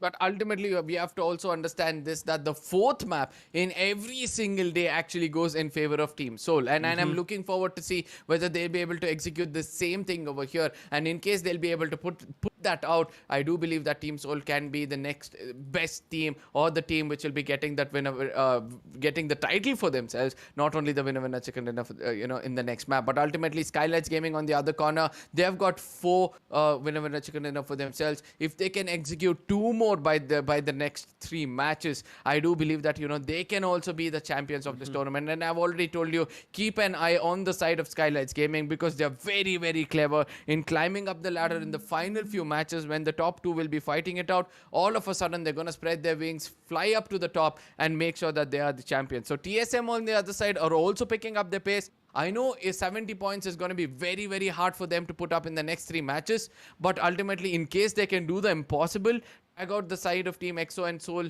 in their drop locations, I do believe that Team TSM still have an opportunity. But for the rest of the teams, it's going to be, I don't think so. It looks like the champions is already turning, championship title itself is turning to be a little bleak. Exactly, I agree with you. For the other teams, it's going to be difficult. I mean, for TSM itself, if you understand that they have to gain close to 100 points to get the champions title, that does tell you how difficult it's going to be for the other teams. But yes, top 6, it's still up for the grabs. So teams need to concentrate any position from, I would say, the 3rd, because that's where the huge difference is of 40 points of where Seoul is standing. And it's going to be 44 to be exact. So I think 3rd to the 6th position should be something what other teams need to be eyeing for right as of now. The position of champion and runner-up is going to be very tough to battle it out. I mean, possibility is there, because that's the best part of BGMI, right? If you have good games and if you're able to rake up points and deny the points for the top teams, you might as well sneak in and snatch the champions title away. But Celsius, I would say the journey somewhere is looking to come to a halt in one of these top 6 spots. I would say even godlike as well. There might be a couple good matches that we might see, but they are getting caught out in rotations and in some unfortunate fights. They're not checking for information properly here, Ark. I think that's one thing that godlike need to pay attention for. They cannot just go in blindly into a position thinking that there will be no teams. I mean, even if there's no team, there was a situation here where Celsius were there in the same compound, in the same house. But there are situations, if there's nobody in that house, they might get inside the house, but some other team from a different position might spot them getting into the house, and eventually they might slam in and finish off godlike. So there are so many instances that can happen for godlike, and they're not reading into it really, really well. Enigma still holding out their 8th position, trying to do a little better, but Team Forever, who are having a little bit of a better in terms of performance, it's not just enough for them to climb into the first page. There's so much of analysis going on, my friend. I mean, I do understand whatever you spoke at this point of time was absolutely perfect when it comes to the side of Team GodL. But the most important point according to me, Sam, is going to be this, that, the overconfidence coming in from their rotations, they are not thinking that, there are teams which is ready to take them down. They've still not realized that there are teams in this tournament which can actually clutch them out as well. They still feel that, even though they go in for a split, 2 players can actually take down the 4 of the opponents. But that is not actually happening. And I don't know when they're going to realize this. But the second most important thing about them is that everybody have understood that, GodL is trying to play a split gameplay. So ultimately, as soon as they see them, they're going to tag them out. So if the rotations fall in right for the side of GodL, just like how it happened in the map of Sanok yesterday, I do believe that, they could have done a great job. But now, I don't think so. It's going to be any chance for GodL to actually get the championship in their name. It's going to be difficult here, Arka, but I'm pretty sure our audience are completely getting hyped and our viewers are like not able to figure out what is going to be happening in terms of the champions title. There's going to be a lot happening, but in the meantime, as you guys tuned with us, do not forget to hit that like and subscribe because this is match 3 of Judgment Day, day 7's match that you're seeing right as of now. 3 more matches, 39 done, 42 to conclude, and we are going to be switching to Loco as well. So head over there, follow us there. Don't forget to hit the like and subscribe here and the bell icon because this might be a tournament coming to an end, but there's a lot more coming to your end as we did promise. And I'm pretty sure like all these teams are putting up one of their best games. There's a lot more coming in the last 3 matches because that's where the actual I would say fights are left out, right? Because here is where you get to see all the flavors of BGMI. Miramar, Sanhok and Erangel. And Erangel will and can be the conclusive map. But if I ask you, Arka, in terms of just being a little bit generic here, do you think we are going to be seeing the champions crowned in Sanhok or Erangel or maybe even further down the line very early on Miramar itself, the next map? No, I think it'll at least go until Sanhok, But the bigger of my bets are going to be placed in the map of Erangel itself because until the final map, we just can't say who's going to be the champions because the point differences is not more than 20. So that is the biggest Very point. minute. Because just imagine both of the teams on the top always come into the final circle from here on, fight out one another, and one will be gaining the chicken dinner, the other might not be. So consecutively, we know that it's not going to be possible because ultimately now the eyes of the teams on the top will be on the kill feed. They'll be checking whether the team below them is eliminated or the team on top of them is eliminated. And as soon as they get to know that they have eliminated, from then on, at least they'll be trying to play for placement points. So I want to see whether which team will be actually going in to play for placement points because obviously in the 3 left out maps, one is going to be the map of Sanhok. Anybody can be the second position. Anybody can be the second position. Why I say this point so clearly is that they can go in for a heal battle outside the zone, outside the circle, have as many health kits as possible and at least come into the second position. For the first position, the contenders are really strong. The aggressive team, the team which is having the best position, obviously is going to have that winner chicken dinner for themselves. So we can expect Team EXO as well as Team Seoul to actually come into the second position in the next game itself. But ultimately, after that comes in the map of Erangel, right? So before all these things, we have the map of Miramar. Just in case Team EXO takes the chicken dinner, just in case even, Team Seoul takes the chicken dinner for themselves, the point difference can be caught up in the map of Sanhok. Yep. And then in the map of Erangel, the team performing the best, the team which will be going in to drop clash against the team on the top, will be actually rewarded with the championship itself. So I believe that until the final map it's there, but if you want an earlier result, I think by the map of Sanhok itself, we'll be getting to know who's going to be the team which will be crowned champions in this AMD Grand Slam presented by Esports itself. I wish to go till the last map, Arka. That's all I would say. I mean, because as you were saying, right now, EXO has the highest number of position points. And now if there is a chance, I mean, I don't want to see that chance happening. It's going to be that 2 teams on the top clashing and having equal number of total points. And then EXO might win the match as you just presumed and we speculated very early on. But what if, just by a single point, maybe Seoul, maybe EXO itself, in total points, lead and win? I mean, so many things can happen, but still, out of the blues, we did talk about a couple of teams who can make their way, snatch that champions title, but it will depend on I would say, a bombarding performance. I'm not even saying an aggressive performance. I'm not saying a smart performance right now. They have to give it their all. They have to go for both placement and finishes. And I would say 30 bomber matches are no more enough. You have to pull out something spectacular. You have to start breaking records because that's what we do here at Sky Esports. We break records every time that you see a match, that you see a tournament happening. And that's all because of your viewers as well. All thanks to our viewers who join us here every moment, every day to also enjoy the action and also along with that gain some experience. But along with that here, Arka, all our viewers also have a chance to gain rewards on Loco. And as we are going to be switching over to Loco, you do not want to miss that rewards. We will be there. You do not want to have, I would say, stop in the transition when we go to Loco. So switch over there. If you're already there, good for you because you're already collecting gold. You might be seeing daily gold amounting to 400 that you will be raking up for yourself and you will be redeeming that in terms of reward. as UC for BGMI itself, because I'm pretty sure a lot of you want to purchase something inside BGMI, so you will be getting that UC. And also along with that, you, in case you want to shop out there, you can find amazing Amazon vouchers and other rewards as well, Arka. Absolutely, that's the most important thing. You can convert this gold into whatever you want. Probably even get UCs for yourself. Most of these teams, most of these people who are watching will be looking out for some UCs as well. So do not forget to step into Loco, gain some gold coins for yourself so that you can be rewarded in whichever way you want. Probably you didn't have a Valentine the day before yesterday, but you're going to be treating yourself with some UCs, which is going to be much, much better. Trust me when I say this. Yes. So the next moments, it's going to be the most crucial maps to be fought of, 2 different maps, 2 different terrains, and I do believe that the final one is obviously going to be a default map, right? So everybody will be looking forward for the early rotation into the mid of the circle. But I would like to say that Team EXO, when they had everything sorted out, they did not come out of that hard compound when it was the right time, because ultimately, as I said, every single compound has its own blind spots. And they least expected the side of Team TSM as well as the side of Skylightz Gaming. How many times did you see that the side of Team EXO were looking towards the side of Skylightz Gaming? According to me, it was none. They did not even see them once. And Skylightz Gaming was waiting for somebody to come and tag off the side of Team EXO so that they can enter, infiltrate, and take that position. And ultimately, Team Soul on the other side was the lurking snakes, slithering snakes, to be specific. They came in slow into the circle. Even though they were getting tired, even though they might have got taken down, they somehow survived.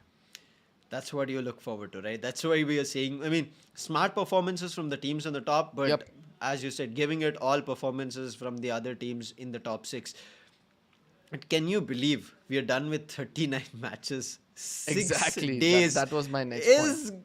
I would say it's kind of unbelievable. At the same time, we as casters have seen so many things happen that the next move is completely unpredictable. We might talk that, okay, now with the aggression that Soul has had, Miramar is going to be theirs. But now we are talking in terms of statistics as well. Their, I would say, second half performance from day 3 has been in their name. They've gotten chicken dinners. Immediately in the start itself, they've gotten chicken dinners. And even if they've not gotten chicken dinners, they've come to the top 2 and survived in all the matches in the, I would say, second half. But can this be the similar way that they will be functioning? Because the match is already started, guys, because it's in front of our screen. The second half with this Miramar is going to be here, but this time the flight path, it is not from the north to the south. It's going to be taking a 360-degree turn, but starting from the south to the north. It's going to be close to Los Higos and ending up at El Pozo. And along with that, the award ceremony that you guys all were waiting, it has been going to be revealed, and the venue is going to be Thadslands, Mumbai. In March 2022, get up, guys. The award ceremony that you were all checking and speculating where it could be. It's going to be Thadslands, Mumbai. And with this, I gave a warm welcome to Raider as well on the desk with Arka for this Miramar action.